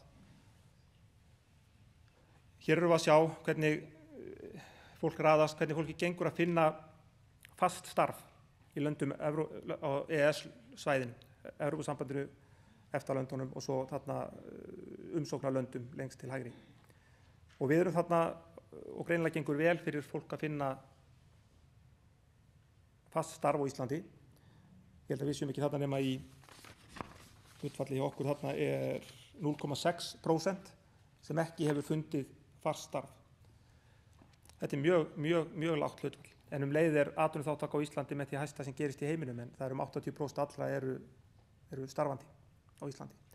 En við sjáum hvernig þetta líka góður staður til þess að bera Ísland sama við önnur lönd, því að hjá Eurostat þá er unnið eftir samræmdri aðferðafræði þar sem Hagstofur Evrópusambandsins og EFTA-landana að skila gögnum eftir sambærilegum aðferðum. Þannig að það mjög gott að bera þessar upplýsingar saman. Þannig að ef við viljum bera okkur saman meðal þjóða, þá Eurostat góður staður til að byrja á og OECD. Annar mælikvarði hér hlutfall þeirra sem erfitt með að mæta óvæntum útgjöldum með þeim aðferðum sem þau nota venjubundið. Og þar getur bæði verið að eiga eitthvað sparifé og líka að nota yfirdráttinn sinn eða eitthvað aðra leið. Og þar sjáum við að það frekar hátt hlutfall á Íslandi. Þar við tæp 37%. Sama hlutfall eiginlega á Evrópusambandinu öllu. Finnar í 30, Danir í 25, Svíar í 20 og Noregur í 18. Þannig þarna rauðum okkur ekki meðal Norðurlandaþjóðanna eins og í hamingjunni. En leið getum að sé hvað þetta gefur manni svona skemmtilegar hliðar og sýnir hvað mikilvægt að blanda saman mælingu þegar nátt og gráði á stöðu okkar í samfélaginu. Að í hamingjuskalanum við 4. sæti, en þegar kemur að því að geta mætt óvæntum útgjöldum, þá erum við ekki í 4. sæti. Þá erum við eitthvað neðar. Og á Íslandi hjá okkur, þá tekur Hagstofan saman félagsvísa. Þetta verkefni sem byrjaði eftir hrun, þar sem velferðarvaktinn lét taka saman ákveðnar upplýsingar og svo í samstarfi við Hagstofuna var byrjað að gefa út félagsvísa. Þessi vísar hafa verið endurskoðaðir á þessu ári og þetta svona mynd af núna hvernig Hagstofan sér fyrir sér þessa félagsvísa sem þeir kalla núna félagslega velferð. Og þeir eru helst félagslegu hliðina, aðeins umhverfishliðina, en minnst efnahagsþættina. Þannig að áherslan hér er enn og aftur á félagslega hlutan. En það sem við erum að horfa til og leita eftir er að skoða samspil þessara allra þátta, allra hliða. Félagsvísnir eru gefnir út árlega, en svo eru líka gefin út sérstök þemahefti, það sem er kafa dýpri einhver ákveðin mál, og á þessu ári nýjasta heftið er innflytjendur, það sem tekinu saman gögn úr ýmsum gagnalindum Hagstofunnar og búin til mjög athyglisverð og áhugaverð umfjöllun innflytjendur á Íslandi. Og eins og ég sagði í byrjun hér, þá eru löndin í kringum okkur líka að skoða það að búa til mælikvarða hagsæld og lífsgæði. Og sænska ríkisstjórnin, hún hefur látið taka saman fyrir sig 15 mælikvarða, fekk sænsku Hagstofuna til að gera það. Og þessir mælikvarðar eru síðan gefnir út með fjármálaáætlun ríkisstjórnarinnar og er reynt að spegla hvernig þeim gengur að uppfylla þessa mælikvarða eða ná þeim. Áherslur þeirra eru kannski svolítið eins og við erum að velta fyrir okkur, efnahagslegar, umhverfislegar og félagslegar.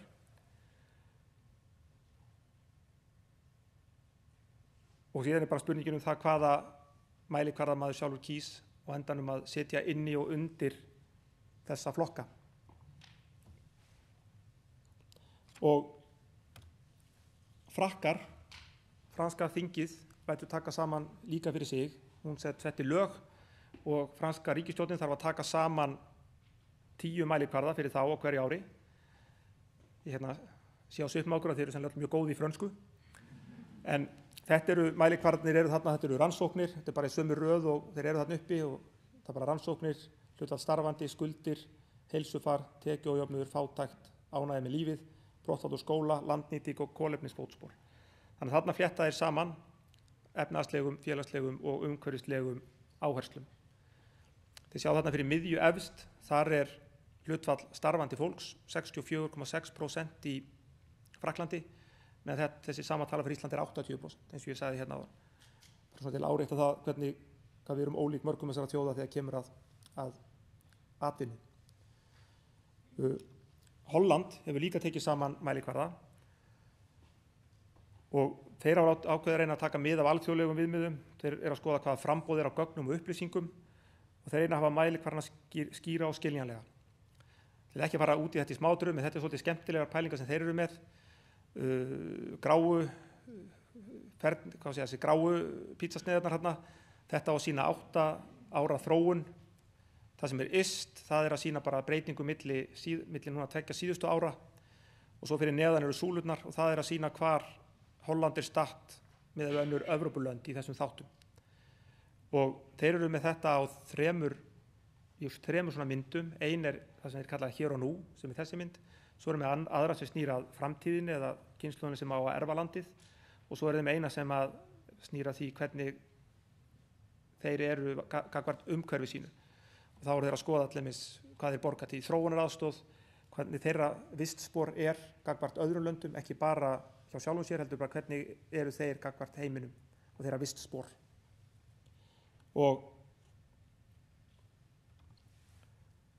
En hvað er það sem við eigum að mæla? Við erum að skoða allt þetta sem ég er búin að sýna ykkur og meira til, því það er verið að taka þetta, sem ég sagði áðan, eru flest lönd að skoða einhverjum svona mælikvarða núna og eru að tala saman og skoða hvað hinn eru að gera. En það sem er brýnast að gera er það að við þurfum að skoða það sem skiptir fólk mestu máli, það sem gerir lífið og samfélagið betra. Við þurfum að skoða það sem er mikilvægt fyrir líf fólks og hefur áhrif á líf þeirra. Þannig að það er ekki bara hægt að skoða, og ítreka það ekki bara hægt að skoða, er efnahagslífið að stækka, erum við alltaf að halda áfram að vaxa, er hagvöxturinn að aukast. Við þurfum líka að skoða hvaða áhrif hefur þetta á líf okkar og lífsgæði. Við þurfum að skoða hvaðan við komum og hvert við erum að fara. Þannig að við þurfum að hafa einhverja tímalínur, við þurfum að geta fylgt gögnunum eftir og ekki vera að breyta skilgreiningum eða mælikvörðum í miðri á. Við þurfum að reyna að finna einhverjar upplýsingar sem við getum viðhaldið og séð hvert við stefnir. Og það má ekki hafa marga mælikvarða og ekki hafa fáa. Þannig að það er áskorun Þetta það sem að Stiglitz meðal annars segir í sínum skýrslum, að það má ekki hafa of marga mælikvarða því að við missum bara fókus og það var erfitt að ná utan of marga mælingar í einu. Þannig það að reyna að finna þetta millibil milli þess hvað of mikið og hvað of lítið. Og svo mikilvægt að geta borið allar þessar mælingar saman við önnur lönd. Og þegar við erum að skoða mælikvarðana, að hverju þarf sérstaklega að huga. Við þurfum að byrja á því eins og ég er búin að vera að segja hér, við þurfum að skoða hvað það sem á að mæla. Við þurfum fyrst að svo að skoða það mælanlegt, hægt að mæla það. Því næst erum við að skoða eru til gögn, eru gögn til hjá Hagstofunni, eru gögn til í stjórnsýsluskrám, eru gögn til einhverstað sem hægt að nota. Eru þau að nálgast þessi gögn eða eru það á einhverju formi sem erfitt að eru þau nú þegar gefin út eða þarf að leggja mikla peninga eða vinna í það að umbreyta þeim í nothæf gögn? Eru þau tímanleg? Eru þau nálagt þeim punkti sem við erum að reyna að mæla? Eins og ef við erum að reyna að mæla árið 2018, hvenær koma gögnin út? Eru þau að koma út 2019 eða 2020? Og er þetta reglubundin gagnasöfnun? Ég er búin að koma inn á það áður. Það er mjög gott ef að gögnin þeim safnað reglulega, eins og lífskjararannsókn sem við eigum frá 2004, vinnumarkaðskönnun frá 1991 og þjóðskrá náttúrulega með sínum mannfjöldagögnum síðustu áratugina. En ef það þarf að gera ný gögn, þá er mjög mikilvægt að fara fyrst í það að skoða bara hvað kostar það. Og ef það er dýrt til dæmis, þá þarf maður að meta, eru upplýsingar sem við ætlum að safna það mikilvægar að það réttlæti það að leggja út í þann kostnað. Þannig það er að mörg að huga eins og ég er að benda á hér. En þetta er það sem við erum að fást við og gerum ráð fyrir að ljúka vinnunni núna á haustmánuðum. Þannig að þá munum við koma við niðurstöðunum hvernig við sjáum fyrir okkur þessa mælikvarða fyrir Ísland. Takk fyrir.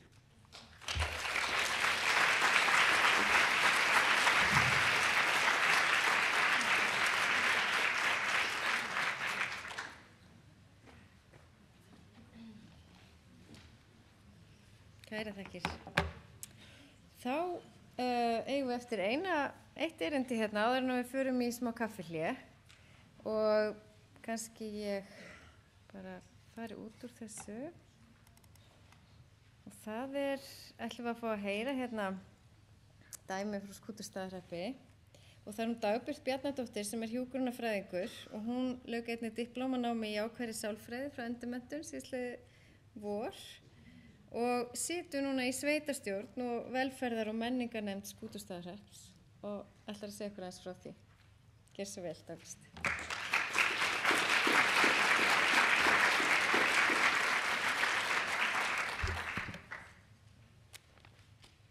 Komið sæl, til hamingju með daginn.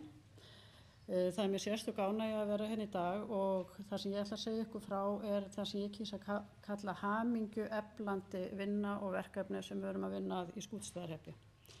En Skútustaðahreppur er heilsueflandi samfélag, skrifað undir samkomulag 2017 og grunnskólinn og leikskólinn fylgdu svo í kjölfarið. Ég hafði 8 ára skeið verið í sveitarstjórn Skútustaðahrepps, gerði svo hlé á því í 4 ár og hafði ekkert í hyggju síðastliðið vor að taka aftur þátt í sveitarstjórnarstörfum. En það kom að máli við mig, ungu maður, sem heitir Helgi Héðinsson, og sagði mér að hann hefði í huga að leiða lista sem setti það á oddinn að efla hamingju og vellíðan íbúanna og hafa það sem yfirlýst markmið sveitarstjórnar að vinna markvisst í því.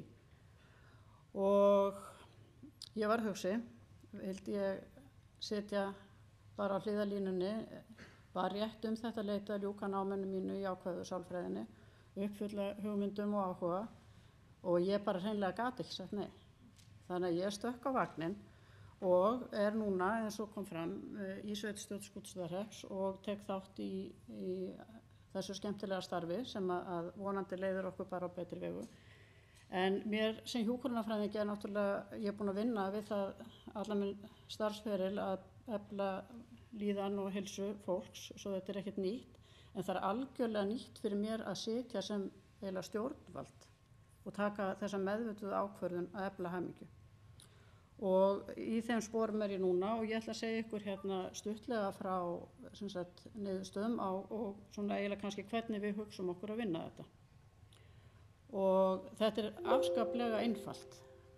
Það er bara markmið sveitarstjórnar er að efla hamingju íbúanna frá ári til árs. Og ef við ætlum að efla eitthvað þá þurfum við líklega að vita hvar við stöndum Og það er það fyrsta sem við tókum ákvörðun það er að gera könnun á líðan og hamingju íbúanna og með dyggri aðstoð embættis landlæknis bjökum við spurningalista og höfum þar að leiðarljósi spurningar sem eru notaðar hjá embættinu og til þess að fá könnunina úr nærumhverfinu þá fengum við þekkingarnet Þingeyinga til þess að framkvæma könnunina og það var sá starfsmaður á svæðinu sem var lengst í burtu eða norður á Þórshöfn, sérfræðingur það sem tók að sér að framkvæma könnunina og þetta eru þeir þættir sem við skoðum, það er svefn, hreyfing, næring, frístundir, heilsa, líkamlega og andleg, hamingja, streita, einmannaleiki, fjárhagslega afkoma ásamt svo auðvitað bakgrunns upplýsingum. Aðeins sveitarfélagið sem er ekki nema, við náum ekki eins og er að vera 500 en umtalsverð fjölgun sem er mjög ánægjulegt og það er ennþá ánægjulegra að svo fjölgun skuli mest vera í hópi ungs fólks að báðum kynjum og kynjahlutföllin eins í öfnóðu geta verið og meðalaldur hefur lækkað 2 ár og er því núna sem sagt að ég held ári undir landsmeðaltali sem myndi vera 38 ár. Ég valdi bara úr ákveðna niðurstöður þar og mikið að tíunda allt en hérna erum við búin að ná þessu draumavaxtalagi að vera sem sagt í aldursdreifingarkúrfunni að vera svona mörg í raun og veru á aldrinum 20 til 35 ára sem er mikil breyting hjá okkur. Við skoðuðum sem sagt þessi könnun hún náði til 370 eða þeir sem fengu spurningalistana rafrænt voru 370 einstaklingar og þessu var fylgt eftir með símhringingum. Og með þessu móti náðum við svörum frá 175 einstaklingum sem eru þá 42% sem svöruðu. Þetta hefðum vilja hafa fleiri en þetta er samt sem áður 175 á bakvið þetta. Og það var nefndur hérna svefnin í upphafi. Við erum bara ósku svipuð því sem gerist á landsvísu en það er sem sagt, við náum því samt að 77% sofa 7 klukkstundir eða meira. Og það eru hérna elstu og yngstu sem að eru þeim hópur sem sofa mest. Þetta er bara mjög hliðstætt því sem gerist á landsvísu. Við skoðum hreyfingu og þá sjáum við það 70% sem hreyfa sig 1 til 2 sinni í viku eða oftar og viðmiðið var að fólk þurfti að verða mótt eða svitna.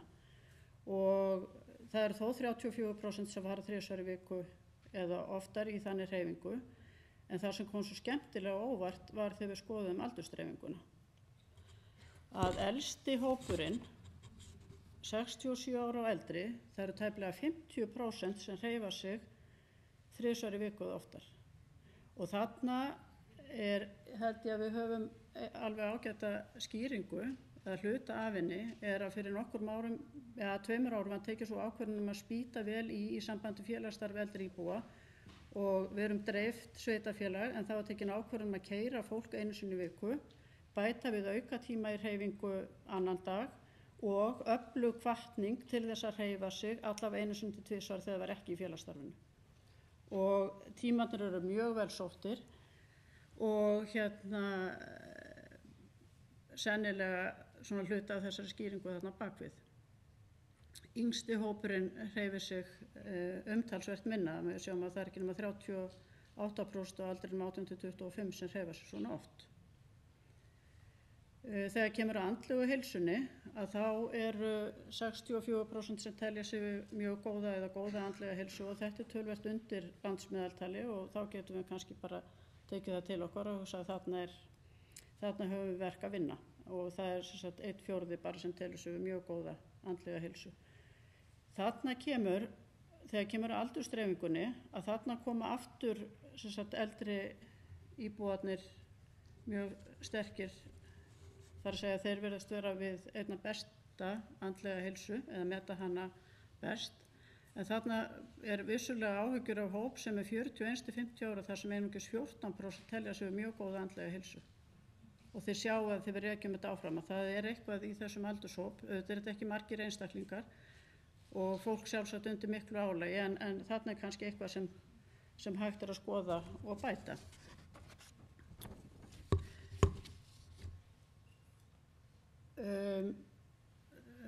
Hamingjan bara svipuð á landsvísu, aðeins undir, það 7,4 á meðan meðaltalið 7,5, en þarna kemur aftur og þarna sjáum við aftur hvernig hópurinn 41–50 ára sker sig úr. Að það 7 á meðan elstu og yngstu íbúarnir ná 7,6, en það var eins hjá okkur eins og á landsvísu að giftur og fólk í sambúð áberandi hærra, það að meðaltalið 7,7 en 6,8 hjá þeim sem ekki í sambúð. Þegar kemur að streitu að þá ræðast þetta svona að 30% finna oft eða mjög oft fyrir streitu og þarna þegar við tikkum inn í aldurinn að þá koma eiginlega aftur alveg uggvænlega niðurstöður í bara einum aldurshóp. 41–50 ára að segja 50 og það 57% þeirra sem segjast finna mjög oft eða oft fyrir streitu en aldrei í hópi elstu íbúanna sem betur fer virðist þá líða vel í okkar samfélagi. Og einmannaleiki, ég ætla ekki aðtekla á þarna snýr þetta, þarna eru elstu íbúarnir efst uppi en það einungis 5% þeirra. Þetta algjörlega öfugt við það sem ég hefði haldið í svona samfélagi sem dreift hringinn í kringum vatnið, margir hættir að keyra en kannski það félagsstarfið og samskiptin sem að þau eiga þá við fólk þar, en það eru bara 5% sem finna mjög oft eða oft til einmannaleika á meðan aftur þessi aldurshópi 41–50 hár í einmannaleika og krakkarnir líka töluvert, eða krakkar, yngsti hópurinn 18–25 ára. Svo, nú ætla ég bara að segja ykkur aðeins í stuttumáli hvernig við hyggjumst vinna þetta verkefni og það einkum þrennt sem við horfum á og það sem afskaplega mikilvægt í allri ákvarðanatöku að horfa á það hvaða áhrif hún muni hafa á hamingju íbúanna, hvort og hvernig svo ákvörðun mun hafa áhrif á hamingju íbúanna. Við notum í vaxandi mæli og ég held að það sé mjög af hinu góða að allar stefnur, allt sem við erum að vinna í, setjum við í opinbert umsagnarferli. Þannig að fólk hefur möguleika á því að segja hvað því finnst, koma með tillögur og ábendingar og núna lýðheilsustefnan, hún í almennu umsagnarferli, menningarstefna hefur farið í almennt umsagnarferli og þetta gildir ekki lengur bara lagaákvæði í skipulagsmálum heldur allt sem við getum fengið álit íbúanna hjá leitum við eftir. Og áhersla hefur verið mikil á upplýsingaflæði til íbúanna og á milli sveitarstjórnarfunda gefin út smá ritlingur þar sem helstu ákvarðanir sem hafa verið teknar, upplýsingar viðburði og upplýsingar þá fundi sem að sveitarstjórnarmenn og sveitarstjóri hafa tekið þátt í annar staðar og það hefur mælst mjög vel fyrir. Svo reyndar sveitarfélagið töluvert virt á netmiðlum líka. Og svo kannski síðast en ekki síst að við höfum opinn íbúafund sem var bara mjög vel sóttur og þar var farið alveg ígrundaðar algjörlega niðurstöðu könnunarinnar og svo að skipta upp í hópa og unnið á 4 borðum og þar leituðum við eftir hugmyndum íbúanna það hvað mætti betur fara og hvað til hvað aðgerða sveitarfélagi geti gripið til þess að efla hamingju og bæta líðan. Og í lokin langaði mér svona kannski að varpa þess fram þeirri spurningu hvort einhver hugmynd það hvað var rauði þráðurinn í öllum hópunum. Það svo gaman oft að fara í svona hópvinnu að það svo skrítið að maður heldur að það kom allt sitt á hvað en það var eitt sem var hjá öllum. Það var ákall vettvang til samveru. Það var engin, það var að þegar við bara stiklum á stóru í lokin og þá segir fólk okkur vantar aðstæður og ástæður til að hittast. Og í framhaldi af því komu hugmyndir eins og hvort að sveitarfélagið geta haft vöfflukaffi einu sinni í mánuði. Aðrir vildu fá heimspekikaffi og sagði að það væri gaman að hafa þá eitthvað fræðilegt líka. Breyta bókasafninu úr þessu þögula safni í það að hafa einhvern lestrakrók þannig að það ekki opið svo lengi þannig að þegar fólk kemur í bókasafninu þá getur það sest niður og spjallað. Viðburðir fyrir alla aldurshópa og það kom upp hugmyndum að eldri íbúarnir gætu aukið hamingju þeirra yngri með einhverju leiðsögn af því að þeir komið svo vel út eða að kenna eldri kenndu yngri á borðspil og svo kom ákall það að unnið yrði í því að bæta andlega heilsu skólabarna og uppi hugmyndinu það hvort við getum innleitt núvitund í skólastarf og leikskólastarf. Þetta svona það helsta sem að koma út úr hópavinnunni og núna mun sem sagt stýrihópurinn vinna úr þessum niðurstöðum og gera aðgerðaráætlun til að efla hamingju íbúa Skútustaðahrepps. Takk fyrir.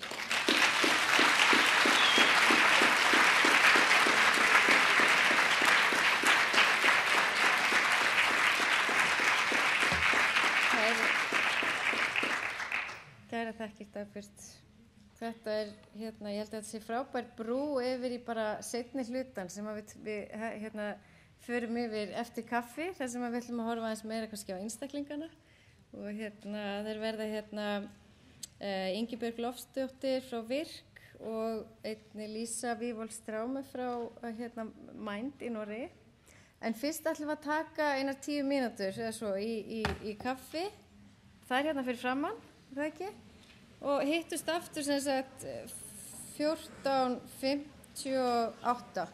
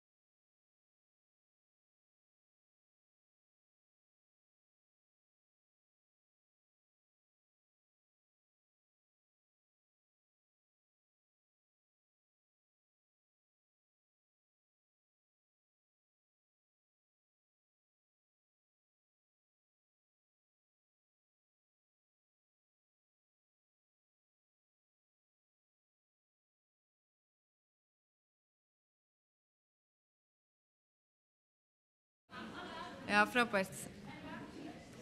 Heyriði.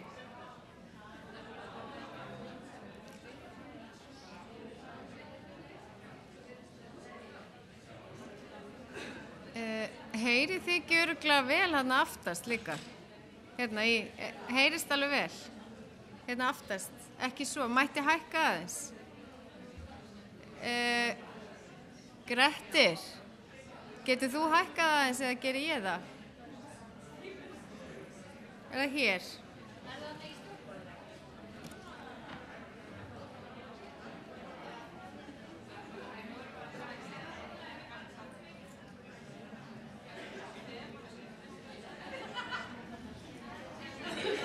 Er þetta betra? Er þetta betra? Heyrist betur núna þarna aftast. Er þetta gott? Ok, þá bara skulum við vinda okkur í þetta. En hérna, hún ætlar að tala næst, hún Lísa Volstrámi, og hún er hérna, nú er alltaf hátt, eða ekki? Já, nú leggur þetta aðeins eftir. Þið töluðu bara svo mikið á þann, þess vegna heyrðist ekkert. Það er gott, það er mikil hamingja í hópnum. Já, ég held að það sé komið, er það ekki? Já. Og hérna, hún ætlar að segja okkur aðeins frá Mind, en hún ætlar að segja okkur aðalega sem sagt, hérna, happiness as a skill, building on human strengths and resources, með fókus á, sem sagt, vinnustæði. Ef ekki bara bjóða Lísu velkona. I was only saying good things about you.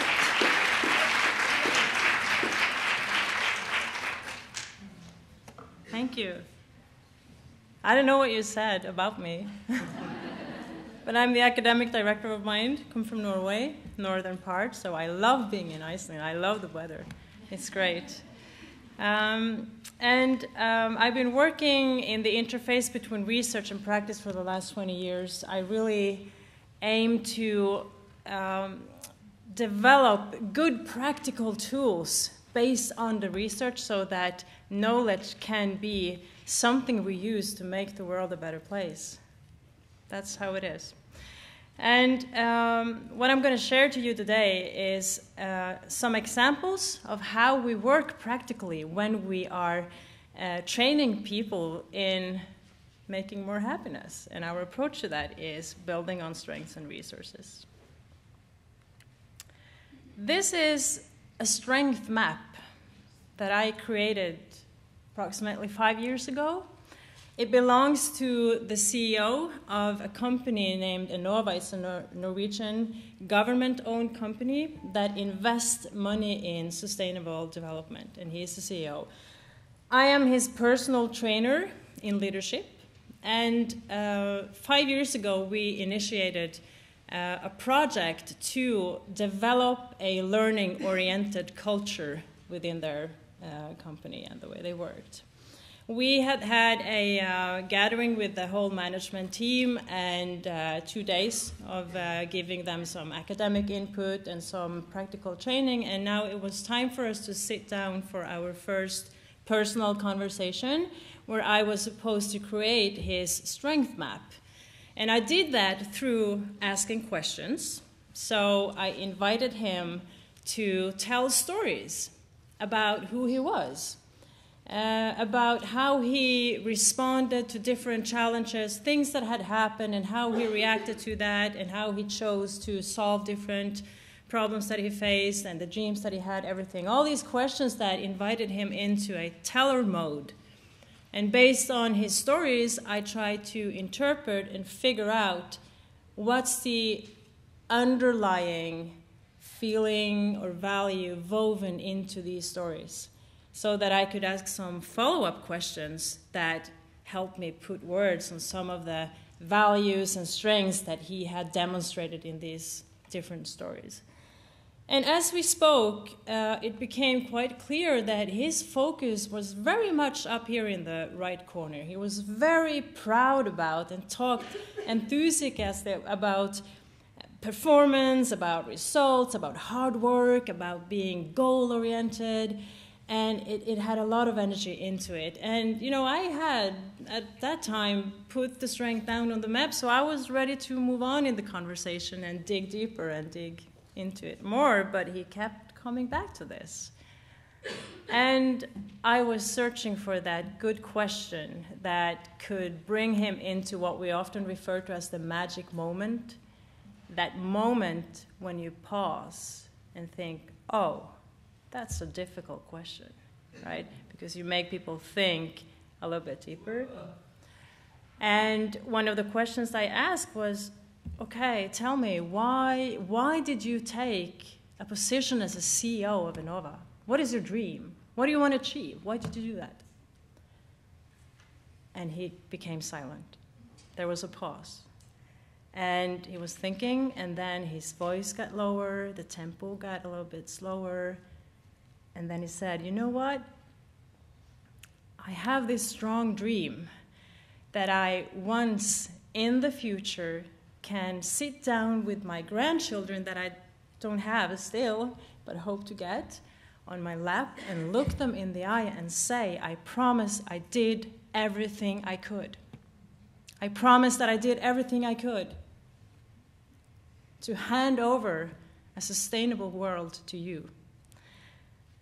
And I said, wow, how are you going to do that with a tempo and intensity that can take the breath away from a top athlete? Wouldn't that require that you sit down and think the deep thoughts, slow down a little bit, try to ask all those difficult questions, invite your team on board and discuss that with them? Will you get there if you only focus on results and goals and hard work and tempo and efficiency? And he said, no, you're right. And that's when we started moving down to the left corner with words like presence, to be authentic, to have the depth in things, to be visionary, wisdom. And these were really strong and important values in his life, but they were at rest. He hadn't played them up as strength. And being goal-oriented, results-oriented, hardworking, those are also good values and their strengths, but if you overuse them, they might not be good for the cause. And so that was one of the magic, maybe sometimes tragic moment when we realized, oh, I have some work to do here. And it really inspired him to develop a personal project where his focus as a leader in the company was shifted more towards wisdom and depth and presence. And these are abstract words. They can mean different things to different people. And so one of the tools that we sometimes use is adding symbols or metaphors to such projects. And metaphors and symbols are really, really strong, effective ways of reminding us about what our aims and goals and ambitions and everything is. I mean, think about the flag. When you see it, what kind of emotions does that create? Think about the cross.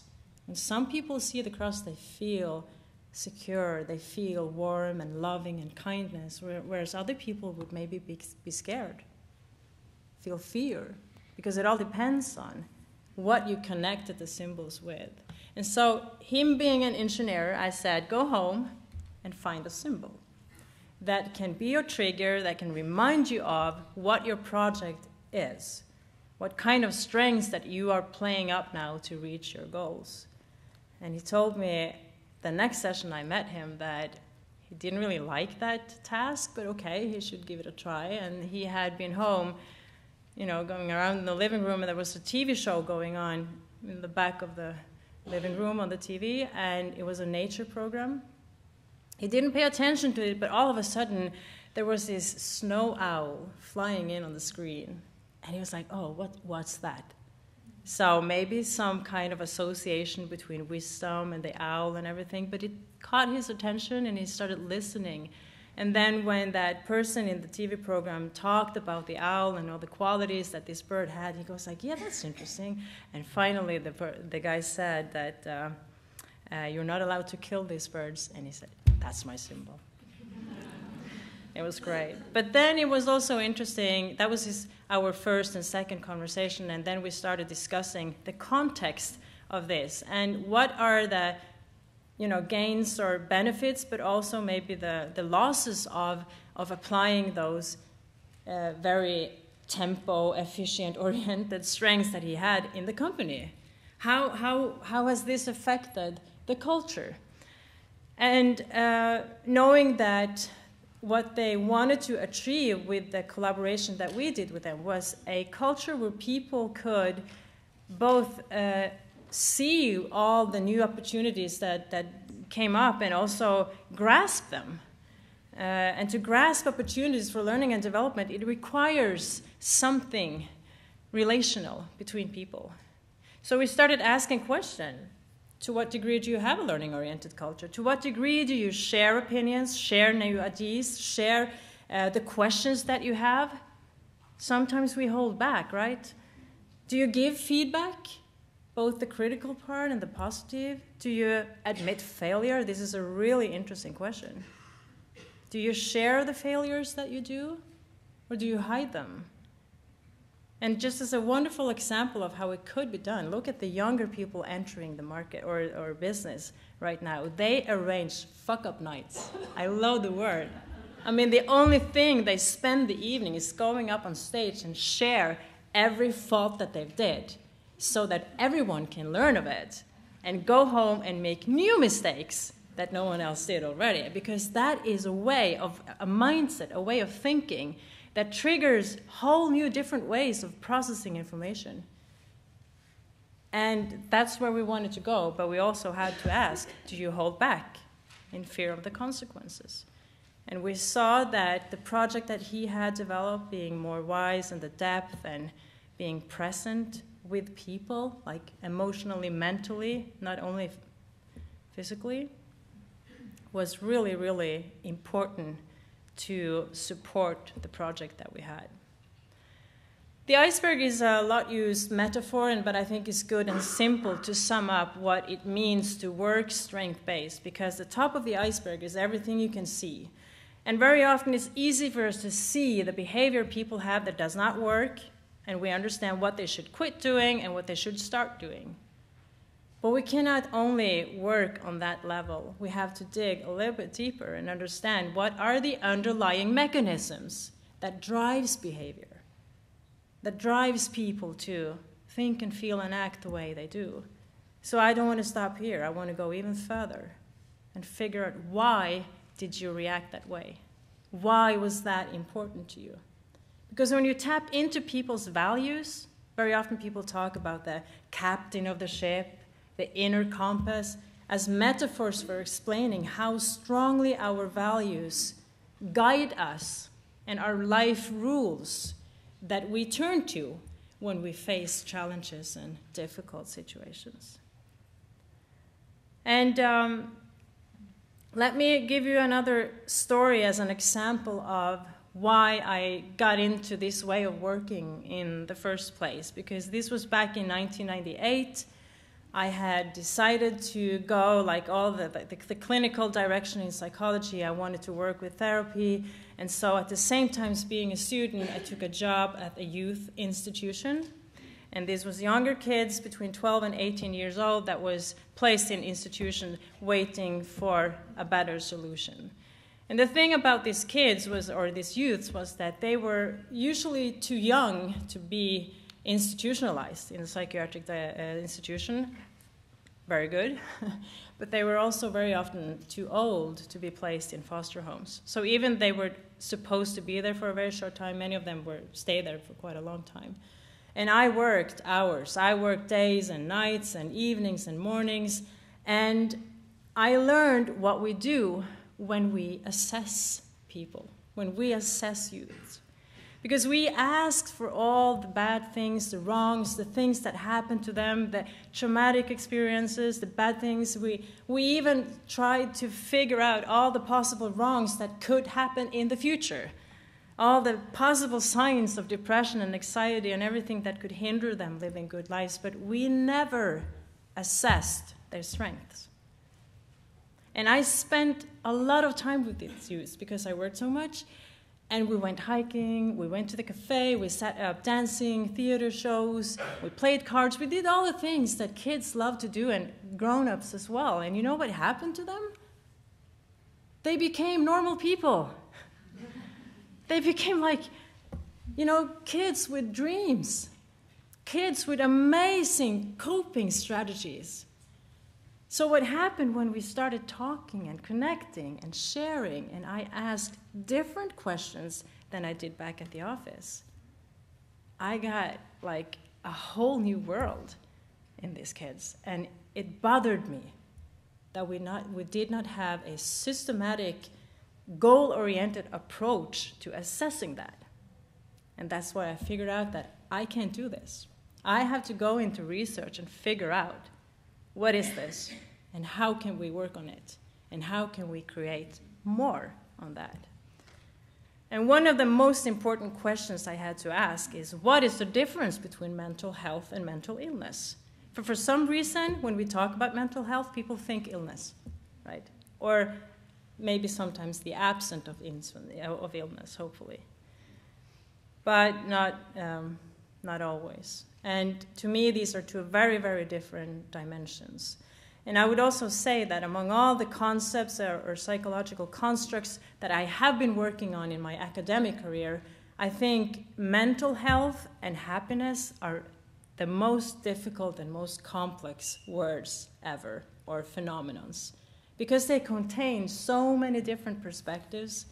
You have the subjective experience, the objective. I mean, Ragnhild gave you like a very good view of how big and complex this really is. And let me illustrate that with doing a short little experiment with you. The happy life, because we've been talking about happiness today. But what is happiness? And if I ask you to think about a scale from 0 to 10, where 10 is the highest possible level of happiness that you can have, great.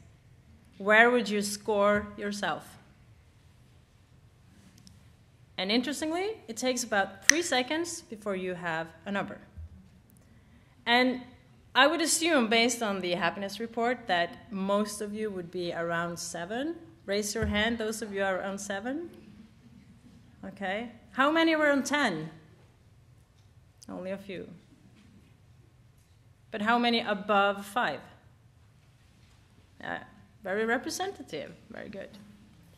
Okay, so let me ask, using the same scale, but just twist the question a little bit. Think again that happiness is 10 is the most happiest life that you can ever have.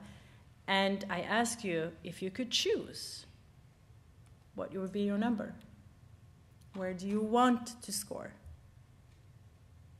And how many of you would choose a 10? How come not everyone? Most of you did not raise your hand. Why did you not want to go on a 10? Can you give me some words on it? Why not a 10?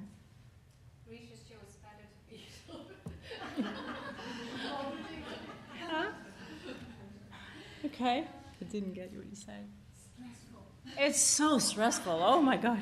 Both for me and everyone else. Okay. What else? Why do you not want to go on the 10? If you could choose. Yes, we want to work towards something. We want to strive. We want to learn new things. We cannot, 10, that would be stability. We would be there, nothing more to strive for. And I think it illustrates very nicely how happiness is a lot more than feeling good, right? It's a lot more than feeling good. And in psychology, and you introduced the words briefly, Ragnhild, in your talk, but in psychology we talk about the difference between feeling good and functioning well. The title of my PhD was, "It takes more than happy feelings to function well," right? And it adds up to the same thing. That the hedonic dimension, maybe sometimes called also the easy, happy, satisfaction life, quality of life, sometimes used as well, is the idea of feeling good, that we want more positive emotions and feelings and thoughts, and if we have the negative, that's going to lower our score on this part. So in the first way of asking the question, this is the dimension you will answer in. You evaluate your life in terms of feeling good. And we very often measure this with life satisfaction. And the whole idea here is the stability part, that we want to get back to the stability. So you can, for instance, think about a thermostat, like the heating system in a room. That's on like 22 degrees. When the room gets too cold, it will turn off. And when it gets too warm, it will turn off. And we have this thermostat in our bodies that regulates our behavior towards the stability part. But eudaimonia, which is more about functioning well, is a word from Aristotle, 2,600 years old, but it's very highly important to use today as well. It's not about feeling good, but it's about striving, it's about being in the process, it's about learning, and it's not about stability, it's about change. And change is just as important for us as stability. Because imagine what happens when we lose interest in change. That's a sign of depression, stagnation. We don't want to go there. So these are like fighting each other maybe, and sometimes collaborating. We need both. And I wanted to just give you a few examples of the details in it. Just before I go further, how much time do I have? At least 10 minutes. Oh, great. Okay, so let me use satisfaction as an example of an emotion that is very hedonic, that is about the first way of asking the question, how happy are you in your life? Signalizes balance. It makes us relaxed. It makes us cognitive flexible. We can spend our energy thinking about all kinds of things. We don't have to fight anything. We don't have to flight anything. And so it's a feeling that opens up attention, and it tells you you don't have to change anything. Just stay right where you are. It's not going to last forever, so just enjoy it. And we know that one of the evolutionary reasons why we were born with this system is to regulate these bodily mechanisms, so that when you get tired, you want to sleep. When you get too warm, you have to get, undressed. If you're cold, you have to get dressed. If you're hungry, you have to eat. Because all that discomfort will make you want to go back to that stable point. But there's also one other very important reason why we have these emotions, and that is social relations. We connect with people when we feel happy. It's a lot easier to connect with people when we feel happy. We are open, inviting. It's much more difficult to get to know people if you're angry or if you're scared, right? Or really hungry or really tired. Then you want to withdraw. And I wanted to share with you a short movie about a famous psychological experiment that I personally think sums up what I'm trying to say here so much more beautiful and better than I could ever do. So that is why I wanted to show it to you. And it's called the Still Face experiment. And I'll let you see.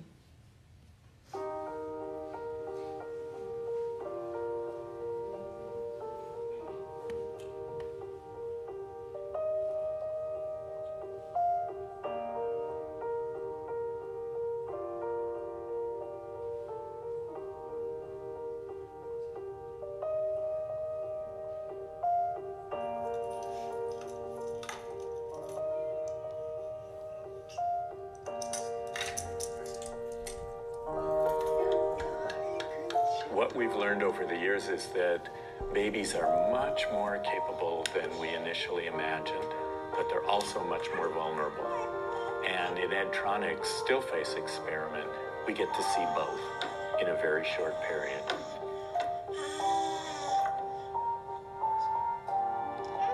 We see the baby and the dad playing together in their routines. There are things that they know about each other and things that they do together, and it's fun.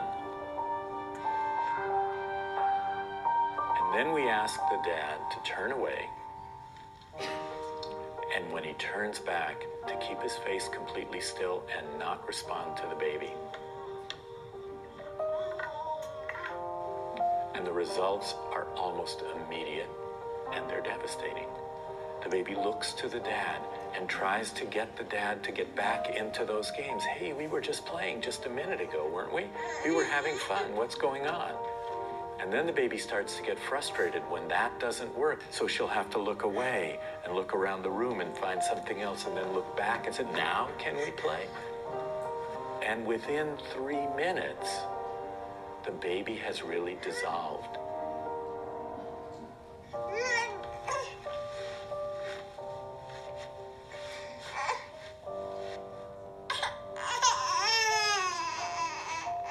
She is trying to get out of the chair. She's uncomfortable. She's reaching out to Dad. She's crying. And then we ask the dad to turn away again. And when he turns back, to go back to being regular Dad. And it's a joyous reunion. They get back into their routines, the things that they do together, the things that they were just doing 3 minutes before. And the baby settles down and gets back to the comfort zone that she's developed with the dad. What we see in the still face experiment is how able the child is to initiate and be part of the relationship between the father and the child, but also how much she depends on that relationship in order to keep an even keel. And when she's grounded and comfortable, she can explore the world. She can meet new people. She can try new things. And she's got that safe base that she can always rely on. And there's a trust level there. We can only begin to imagine what it's like for babies whose life is like that 3 minutes all of the time. And they don't get that responsiveness, and they don't get any help getting back to an even keel.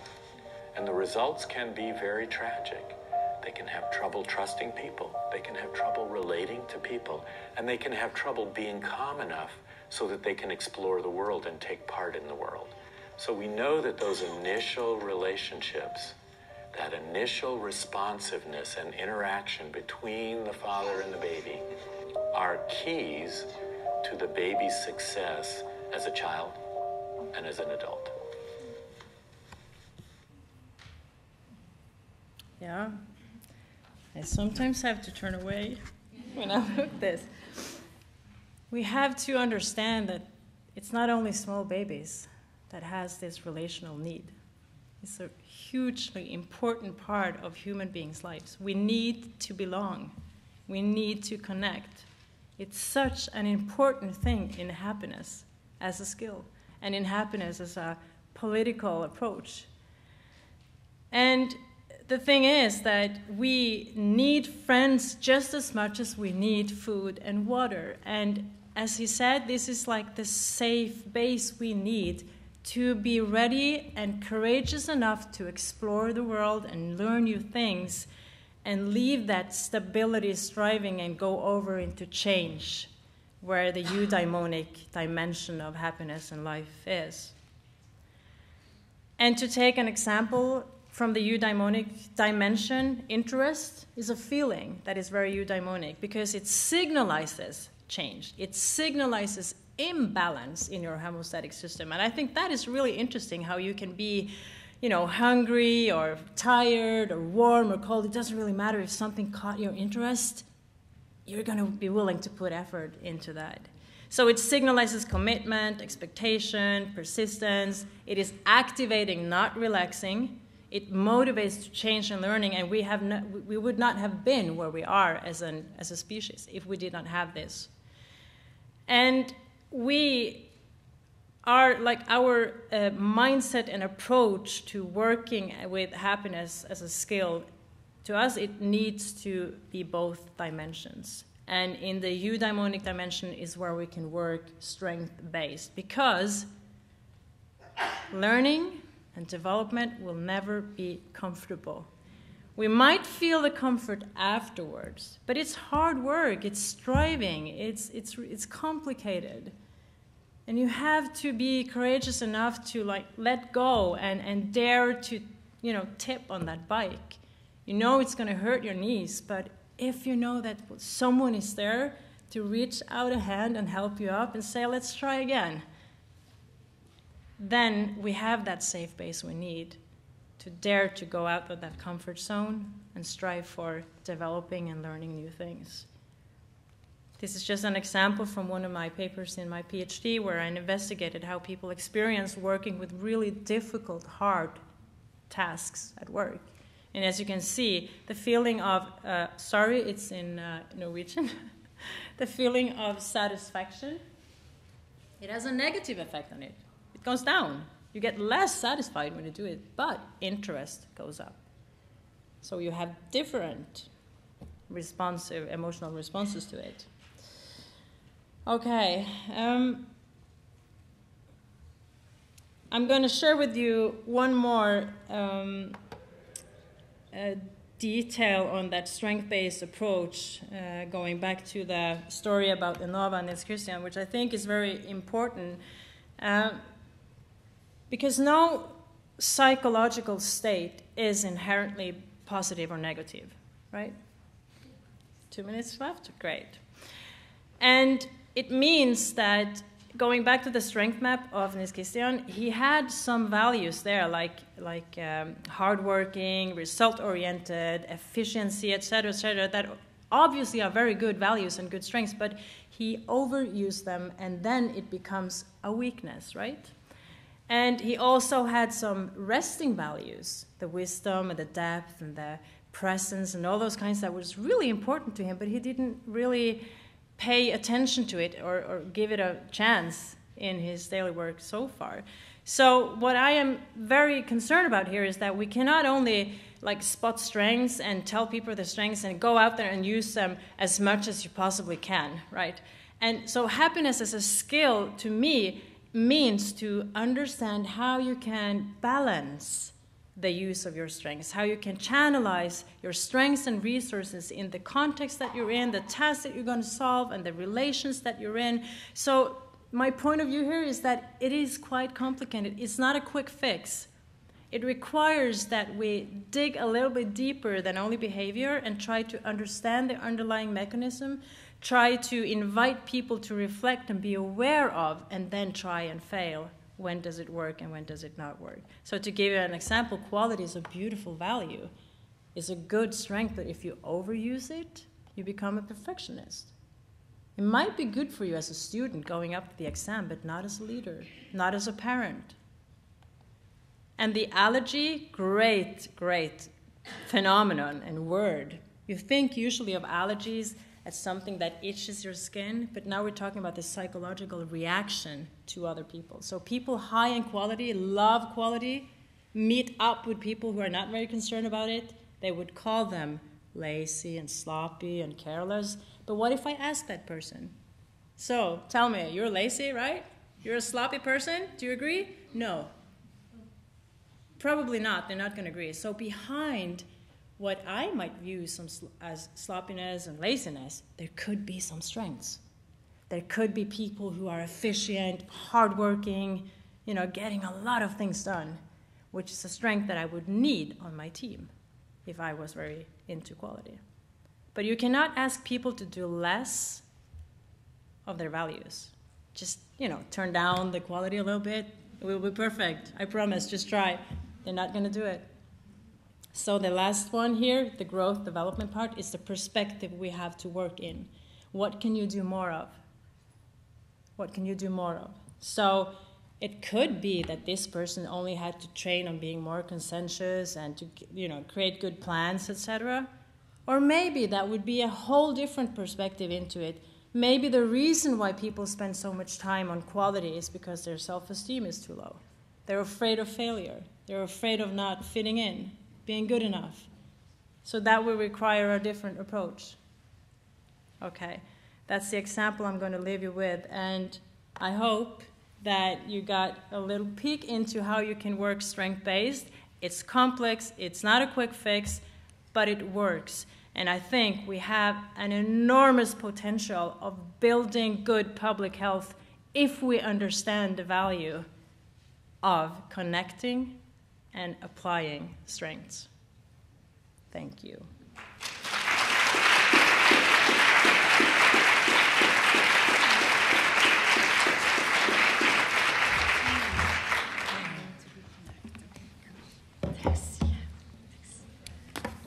Takk kærlega fyrir.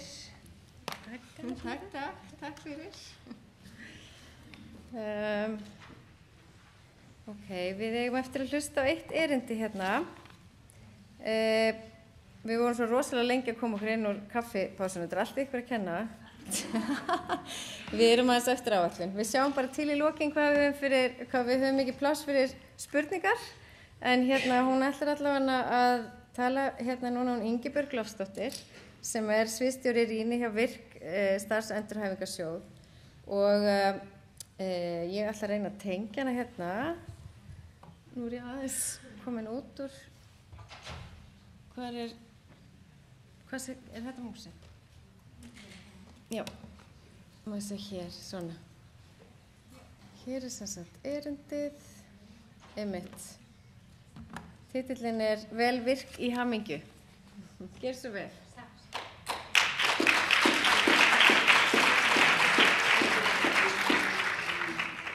Til hamingju með daginn. Gaman að sjá okkur inn í dag og það mikil hamingju hérna inni. Allavega yfir 5, þá komið ljós aðalmunni. En kannski brjálað að gera líka? Það alveg spurning. Herri, býtum nú, glemdi ég alveg að spyrja hvernig á ég að fletta hérna?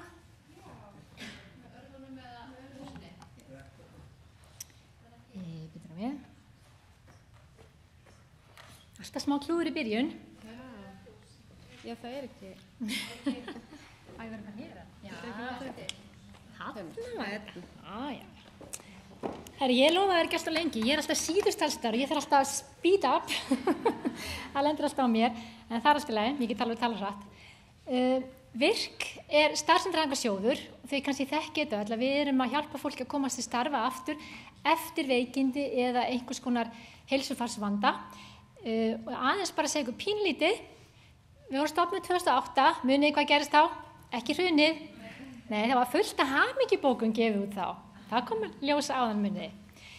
Og meiri 15.000 manns hafa leitað til VIRK frá upphafi og 9.000 hafa lokið þjónustu hjá okkur.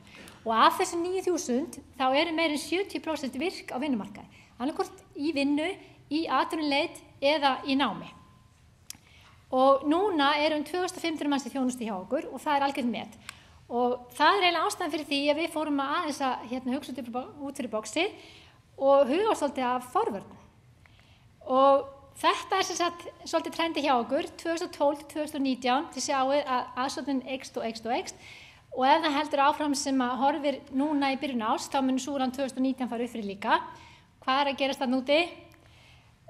Þeir sem að koma til okkar, þeir eru spurðir hvað fannst þér starfið sem þú varst í eða ert í þú kemur til okkar andlega erfitt. Og þarna sjáum við að frá 2009 þá eru 37% sem svara játandi og svo er þetta alltaf komið upp í 60% í fyrra. Hvað að gerast þarna líka?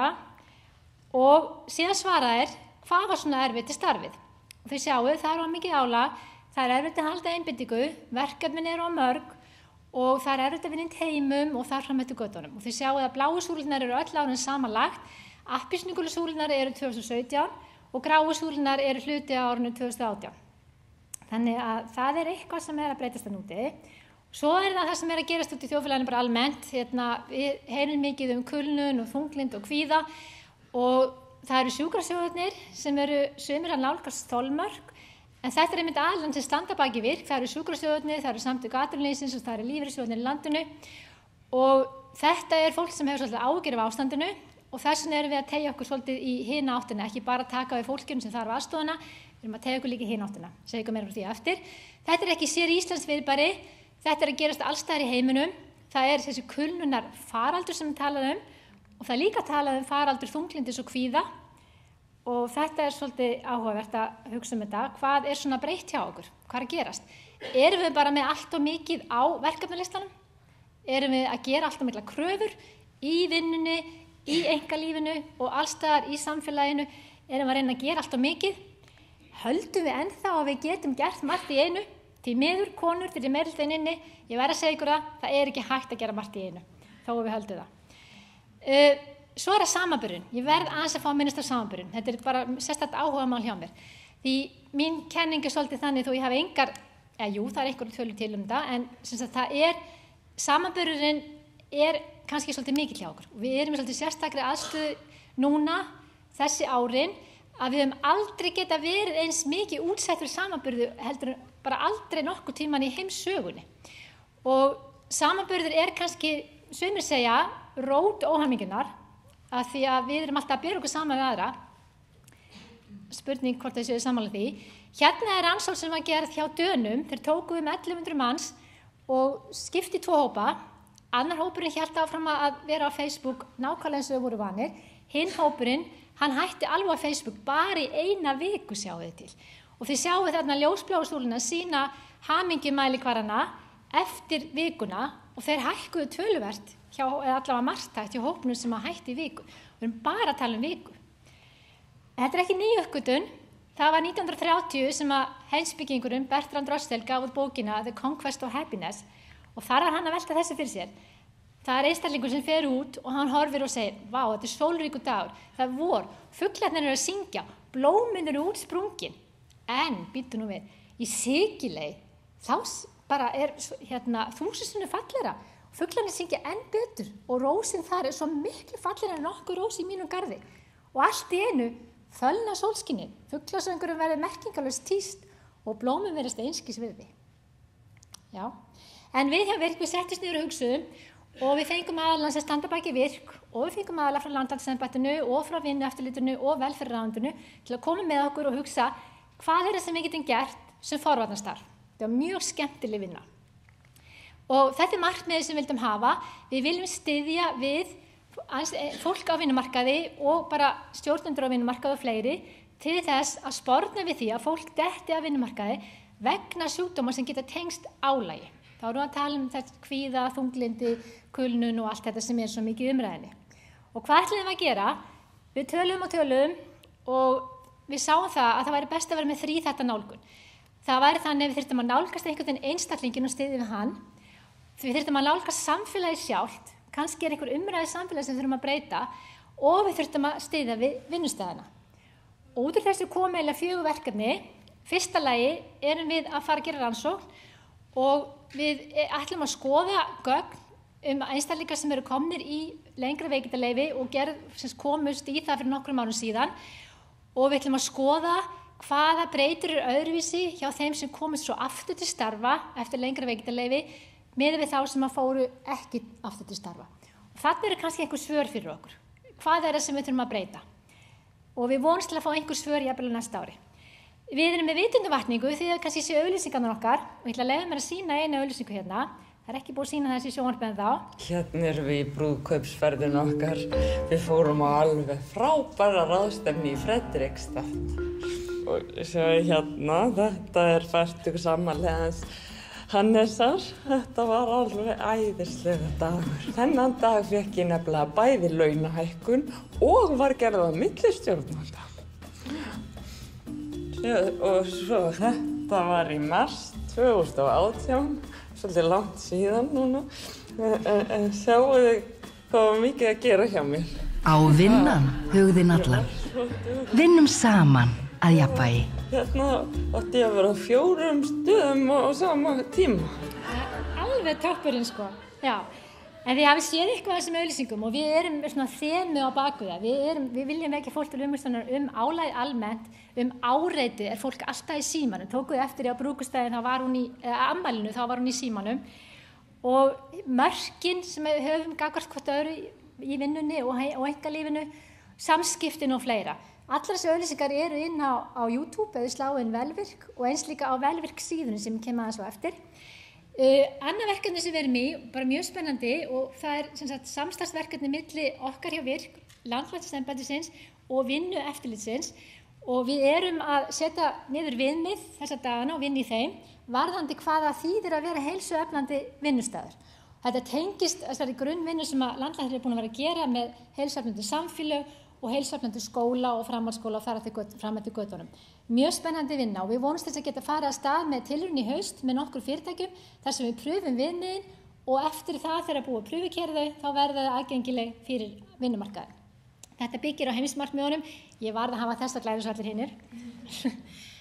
Svo það vefsíðan okkar og hún tvískipt, annars vegar það að styðja við fólk og koma alls konar hugmyndir hvernig við getum haldið jafnvægi í lífinu og dæmið það fullt af upplýsingum áreitið fullt upplýsingum hvernig við getum passað tölvupóstana, þeir fari ekki inn í einkalífi hjá okkur, hvernig við getum minnka símanótkun og annað og síðan hvernig við getum haldið orkunni og mjög margt fleira aðeins. Ég hveti ykkur til þess að fara inn og skoða. Hinn helmingurinn á síðunni svolítið meira varðandi veljan í vinnu og hugsa meira kannski sem stuðningur við fólk inn á vinnustaðnum og ekki síður stjórnendur og leiðtoga þar. Og þar til dæmis upplýsingar hvað það að vera góður leiðtogi. Það fullt upplýsingum hvernig fólki líður í vinnunni, streitu á vinnustöðunum og þar við meðal annars með eitt verkfæri sem heitir streitustiginn. Þetta hefur vakið mikla athygli hjá okkur. Þetta að danskri fyrirmynd og þetta sett upp svona mjög lýsandi hátt að fólk getur máta sig svolítið við þetta. Það þetta prentið út í stærri heldur bara A4 og hengið þetta upp á kaffistofu eða notið þetta sem umræðuvettvang í vinnunni og síðan mjög mikið upplýsingum hvernig við getum stutt við starfsmennina sem staddir á mismunandi stigum. En ég ætla að nota tækifæri eins og við gerum alltaf hjá Virk þessa dagana að aðeins að minnast á það að streita, hún bara góð upp á vissu marki og við þurfum að streita, annars nennum við ekki að gera neitt. En aftur á móti og við þolum alveg streitu og við getum alveg flakkað kannski yfir á gula stigið og við erum bara allt í lagi. Svo framalega sem við hlöðum batterín á milli. Þeir sem að lenda í kulnun sem sjúkdómsástand, að það þeir sem með mikið álag bæði í starfi og í einkalífinu og þeir ná ekki að hlaða batterín. Þetta það sem rannsóknir að sýna. Hvernig vil að kíkja þetta? Svo langar mér svolítið að enda inn í dag að aðeins velta þessari spurningu. Á hamingjan heim í vinnunni eða á hún bara vera kannski bara í einkalífinu? Ég held hún heim í vinnunni.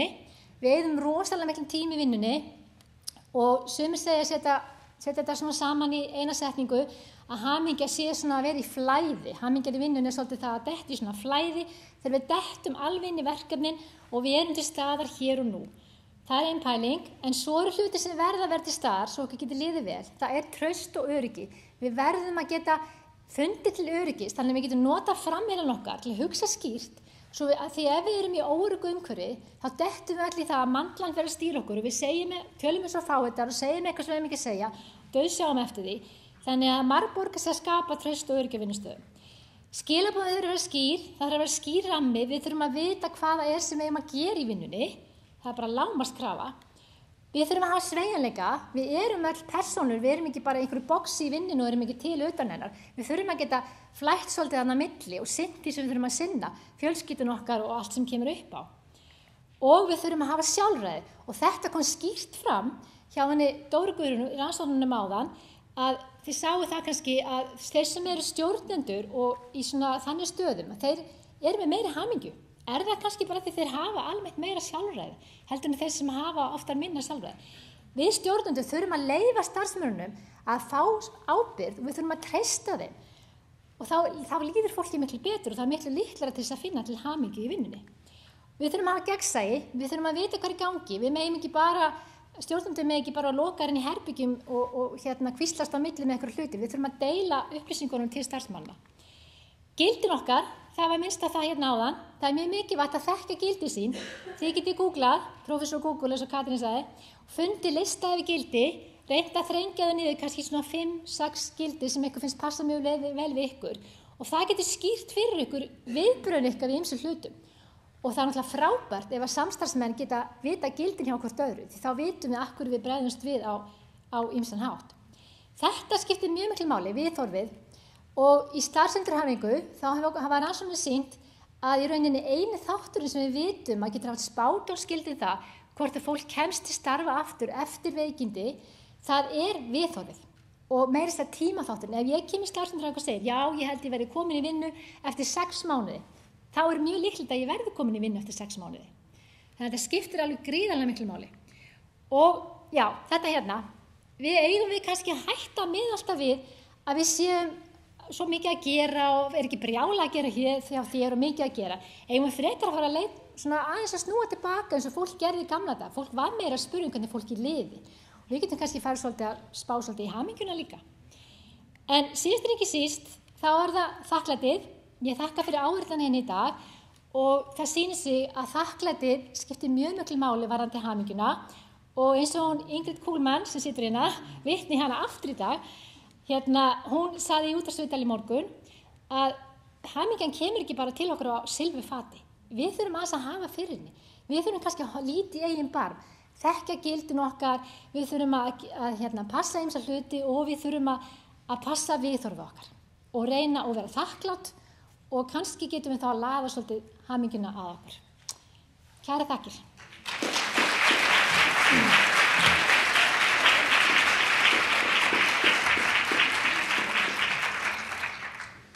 Jæja, þakka kærlega fyrir, Ingibjörg. Við ætlum að taka, við höfum nokkra mínútur og smá rými til að taka kannski nokkra spurningar úr sal ef það eru einhverjar og bara bjóða ykkur öllum sem að voru hér að tala að koma og fá okkur sæti, koma hlaupandi. Við erum hérna greinilega í mjög miklu hamingju og flæði en við skulum reyna að nýta hérna þessa trjá.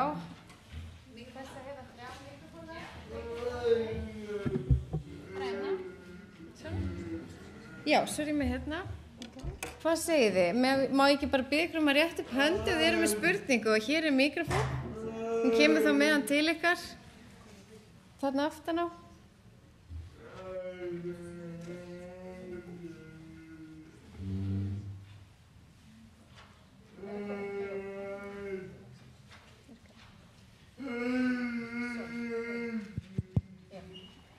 Hvað segið þið? Eru spurningar? Já, hér er spurning. Hérna kemur upp mikrofón. Herri, já, góðan daginn. Hann er að segja að ég heiti Kristín Sigurður, kallaði Deddi og ég vil bara þakka kærlega fyrir mig. Græddi mikið á þessu. Takk. Takk.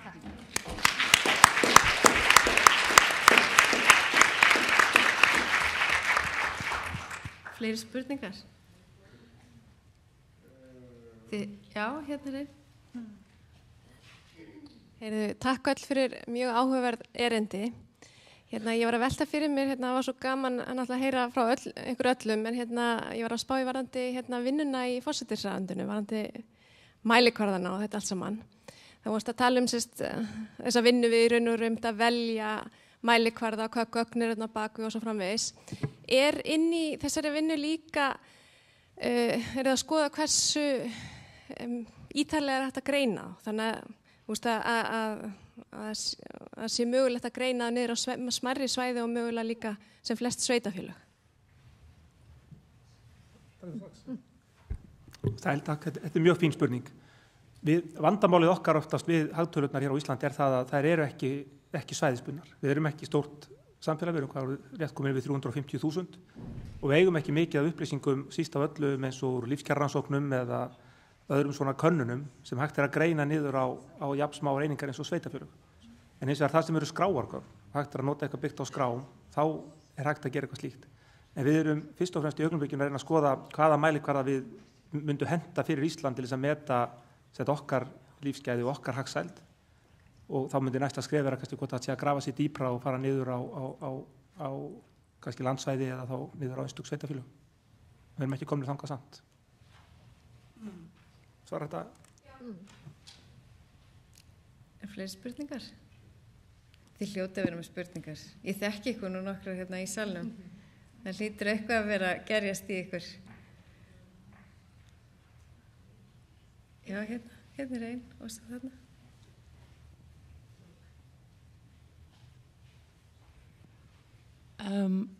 Kannski að Dóra Guðrún svarar sig, ég veit ekki, en þetta World Happiness Report, þessi mælikvarði sem við lendum, byggir hann á þessari einu spurningu, stigaspurninguna? Já. Ok. Það er þessi World Happiness Report er tekin úr risastóru, happiness mælingin er tekin af risastóri mælingu, eitt svona umfangmestu mælingu sem að Gallup gerir og það er búið að ræða mikið hvað þessi mæling er að mæla. Þetta er Cantrils ladder, eða stigi Cantrils og það hefur sína kosti og galla en svo búið að nota hana lengi, ég man mikið hefur að tala um þetta fyrir svona 10 árum að það væri kannski gott að breyta en það væri komið svo langur tíma lína að það væri ekki gott að skipta en ef þau skipta þá væri komið nú senstu 10 árin en þetta er svona, og þetta er náttúrulega svolítið mikil samanburður í þessu en þið sjáu að hún er ekkit ólík niðurstöðunum þegar þú litir og hversu hamingjusum er eftir þegar á heildinni litið Þannig að það þarna eitthvað, en maður veit ekki nákvæmlega hvernig hún brotnar niður, hvernig hún við höfum ekki unnið með þessu gögn, þetta Gallup International, ekki Gallup Ísland sem að safnar þessu, líklega samstarfan á milli, en þetta alveg, það engin spurningakönnun sem vitað sem nær til eins margar landa, þetta eins og þessi spurningakönnun sem að Gallup notar þarna og byggt á í World Happiness Report.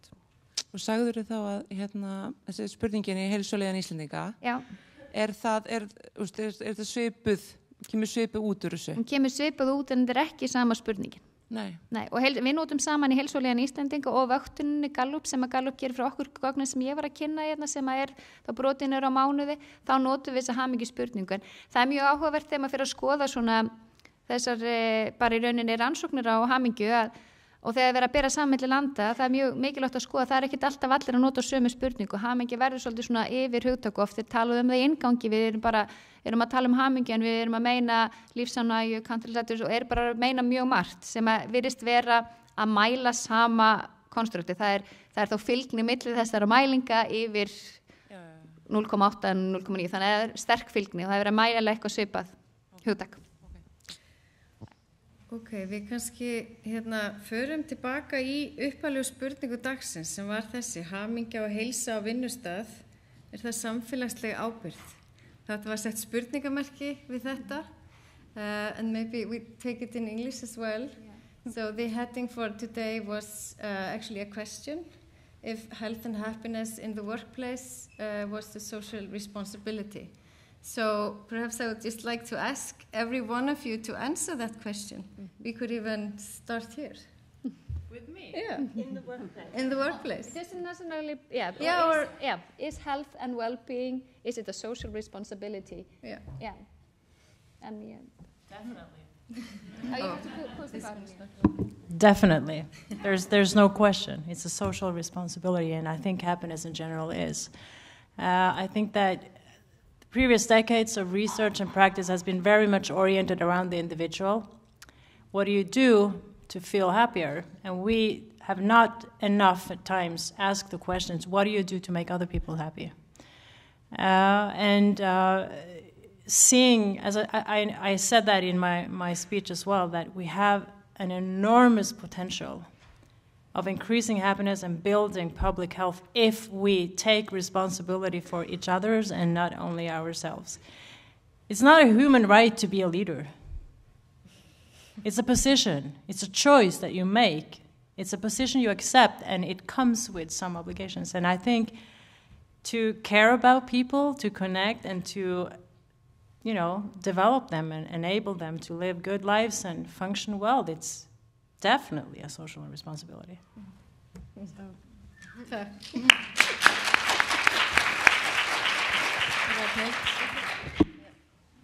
it on now? Is it on? Okay. Yeah, I totally agree. It's a social responsibility. We cannot prescribe in the population people to be happy, but I think policy or politics should be about creating the conditions that allow for people to flourish. I think Tage Erlander or somebody, I think it is him, who said that if the government build dance floors, I'm sure the population will dance. And like you pointed out, the focus on the individual and the individual responsible for sort of creating happiness in life, I think that has a downside, or that we forget to look at the conditions and also the societal conditions and the structural forces. And I think as a psychologist, that has been focused too little upon. I think definitely that we should work with life conditions as circumstances and allow for good lives. And then people can sort of choose, and find their way into happiness or well-being. Ég haldi ekki bara áfram íslenskunni takk hérna. Já, mér finnst þetta mjög áhugavert að skoða þetta út úr þessu, því að líka með hennar bakgrunn bæði í sálfræði og svo lýðheilsu að það þarna einhver einstaklingsvit og svo þessi samfélagsvit. Og mér finnst líka áhugavert að skoða, ég alveg bara hjartanlega sammála, já, það hamingja og heilsa, þetta eitthvað sem þurfum að huga og það skoða þetta sem samfélagslega ábyrgð fyrirtækja þá og leiðtoga að huga að heilsu og líðan starfsmanna sinna af því líka að það hvernig einstaklingunum líður, við erum einstaklingar sem að sköpum þetta samfélag, það hefur smitt áhrif á aðra í kringum okkur og mér var svolítið gott að ég mitt tók það inn að það að ég hugi að minni eigin heilsu og líðan sem þetta einstaklings, það líka hefur jákvæð áhrif á samfélagið. Ef að ég huga minni heilsu og líðan, ég fordæmi sem foreldri, en það líka að það er betra að vera í kringum mig ef ég mér líður vel og ég sendi betri strauma til annara og þessi smitt áhrif hamingju sem að við sem hlustuðum á Vanessa King daginn, mér varst alveg dásamlegt að heyra og að oft það þannig að svona neikvæða þættir þeirra var sterkari áhrif og vara lengur en jákvæðir, en það var svo áhugavert með smitt áhrif með jákvæðri líðan, þau eru meiri að manneskja sem hittir einhvern veginn jákvæð, hún smittar út frá sér og næsti verður líka á eitthvað svona, en þú veist það samt að líka smittast líka að maður leiður og grömpi mætir í strætó og þá hefur það áhrif á strætó, bílstjórun og fleiri, þannig að það líka samfélagslega ábyrgð að huga að eigin, en það líka vinnustaðarins að huga því hvernig sköpum við þessa aðstæður og það í rauninu og þá í sveitarfélaginu og þá á landsvísu, hvernig sköpum við aðstæður þar sem að fólk getur blómstra, þar sem að fólk getur hugað að heilsu sinni og líðan þannig að þetta virki vel saman. Já, ég held kannski að kynningi mín áðan segi svolítið það hvert viðhorf mitt ég ætla kannski ekki að segja mér að það samfélagið að stjórnvaldi í samfélaginu að stíga inn og spyrja spurningu það hvernig við getum bætt líðan og elt hamingju, þannig að það augljóslega hjá mér. Það kannski orðið lítið við að bæta þeim að svona aftarlega, það einn eftir en auðvitað spilar þetta tvennt saman, það annars þegar þetta samfélagslega og síðan við sem einstaklingar. Því bæði bara í okkar félagslífi eða á vinnustöðum annars þá getum við haft áhrif á það hvernig öðrum líður í kringum okkur. Við þekkjum það öll að vera á vinnustað það sem einhver sem hefur alltaf leyfi til þess að vera, hann bara svona, hann aðeins öðruvísi, en hann hefur alltaf óþægilega áhrif á alla hina. En við sem hópur eigum með þetta og fólk og einstaklingar í vinnu líka að reyna að hafa góð áhrif á það sem eru kringum okkur. Og tala ekki sem stjórnendur, þeir eiga líka að taka tillit til þess að reyna að láta okkur líða vel. Þannig ég held að sé samspila þessu báðum. Já, það eins og hann nefndi, það lítið eftir að segja, en ég algjörlega sammála að þetta samfélagslega ábyrgð og það kannski gaman að skoða út frá einmitt að virka náttúrulega í eigu samfélagsins, þannig séð, og það mjög gaman að við sem fann að fara inn á þennan vettvang líka að fara inn í forvarnirnar, en þetta sjálfsögð eins og Dóra nefndi líka, þetta náttúrulega bæði stjórnendur og samfélagið og síðan náttúrulega einstaklingur sjálfi, því við þurfum náttúrulega að taka ábyrgð líka og passa okkur að lifa heilbrigðu lífi svo við séum líka ekki byrði á þjóðfélaginu. Takk. Þá held ég að við bara þökkum fyrir í dag, það ekki? Þakka ykkur kærlega fyrir innleggið. Og það ein spurning úr sal. Já, við lefum hana.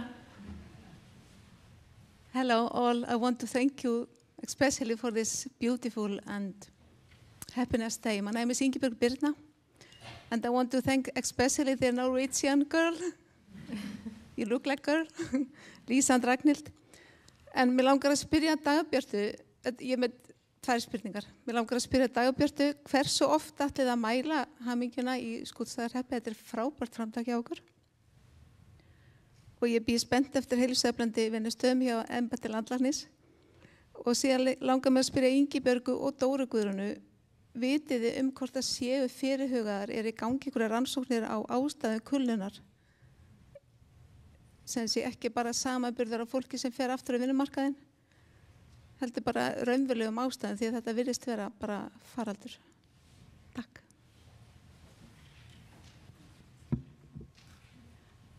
Ætlun okkar að mæla einu svona ári. Það bara einfalt. Einu svona ári næstu, við höfum þá eftir 3 skipti. Búin að mæla einu svona og eigum 3 eftir. Ingibjörg, gerðist þú ekki að vera að segja þetta?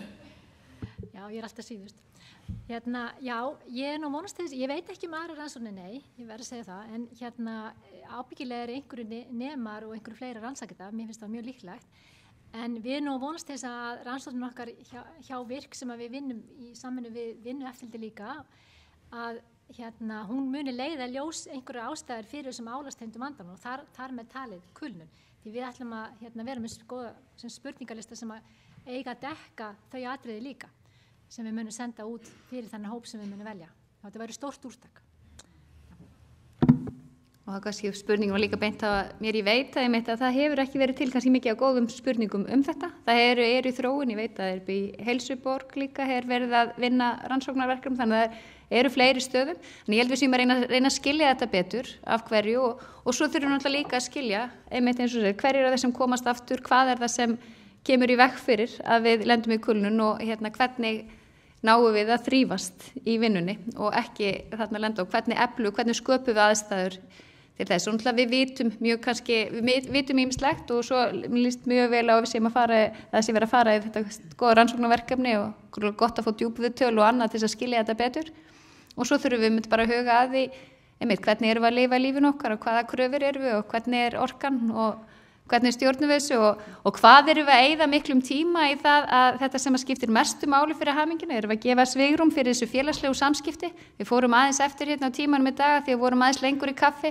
Það held ég hef bara verið gott fyrir hamingjuna okkar. Við þurftum á því að halda að fá að tala saman og njóta og vera saman og þetta er náttúrulega sláandi að horfa á eins og þarna vídeóið þegar við verðum alveg blank og við þurfum að hugsa okkur að tínast ekki bak við síman okkar, að vera í augkontakt við fólkið í kringum okkur og það er kannski það sem að ég myndi vilja bara fá að hafa sem síðustóru. Við vitum það að stærsta og mikilvægasti þátturinn í hamingjunu eru innilega og góð tengsl við aðra og fjárfestið endilega í góðum samverustundum með fjölskyldu og vinum.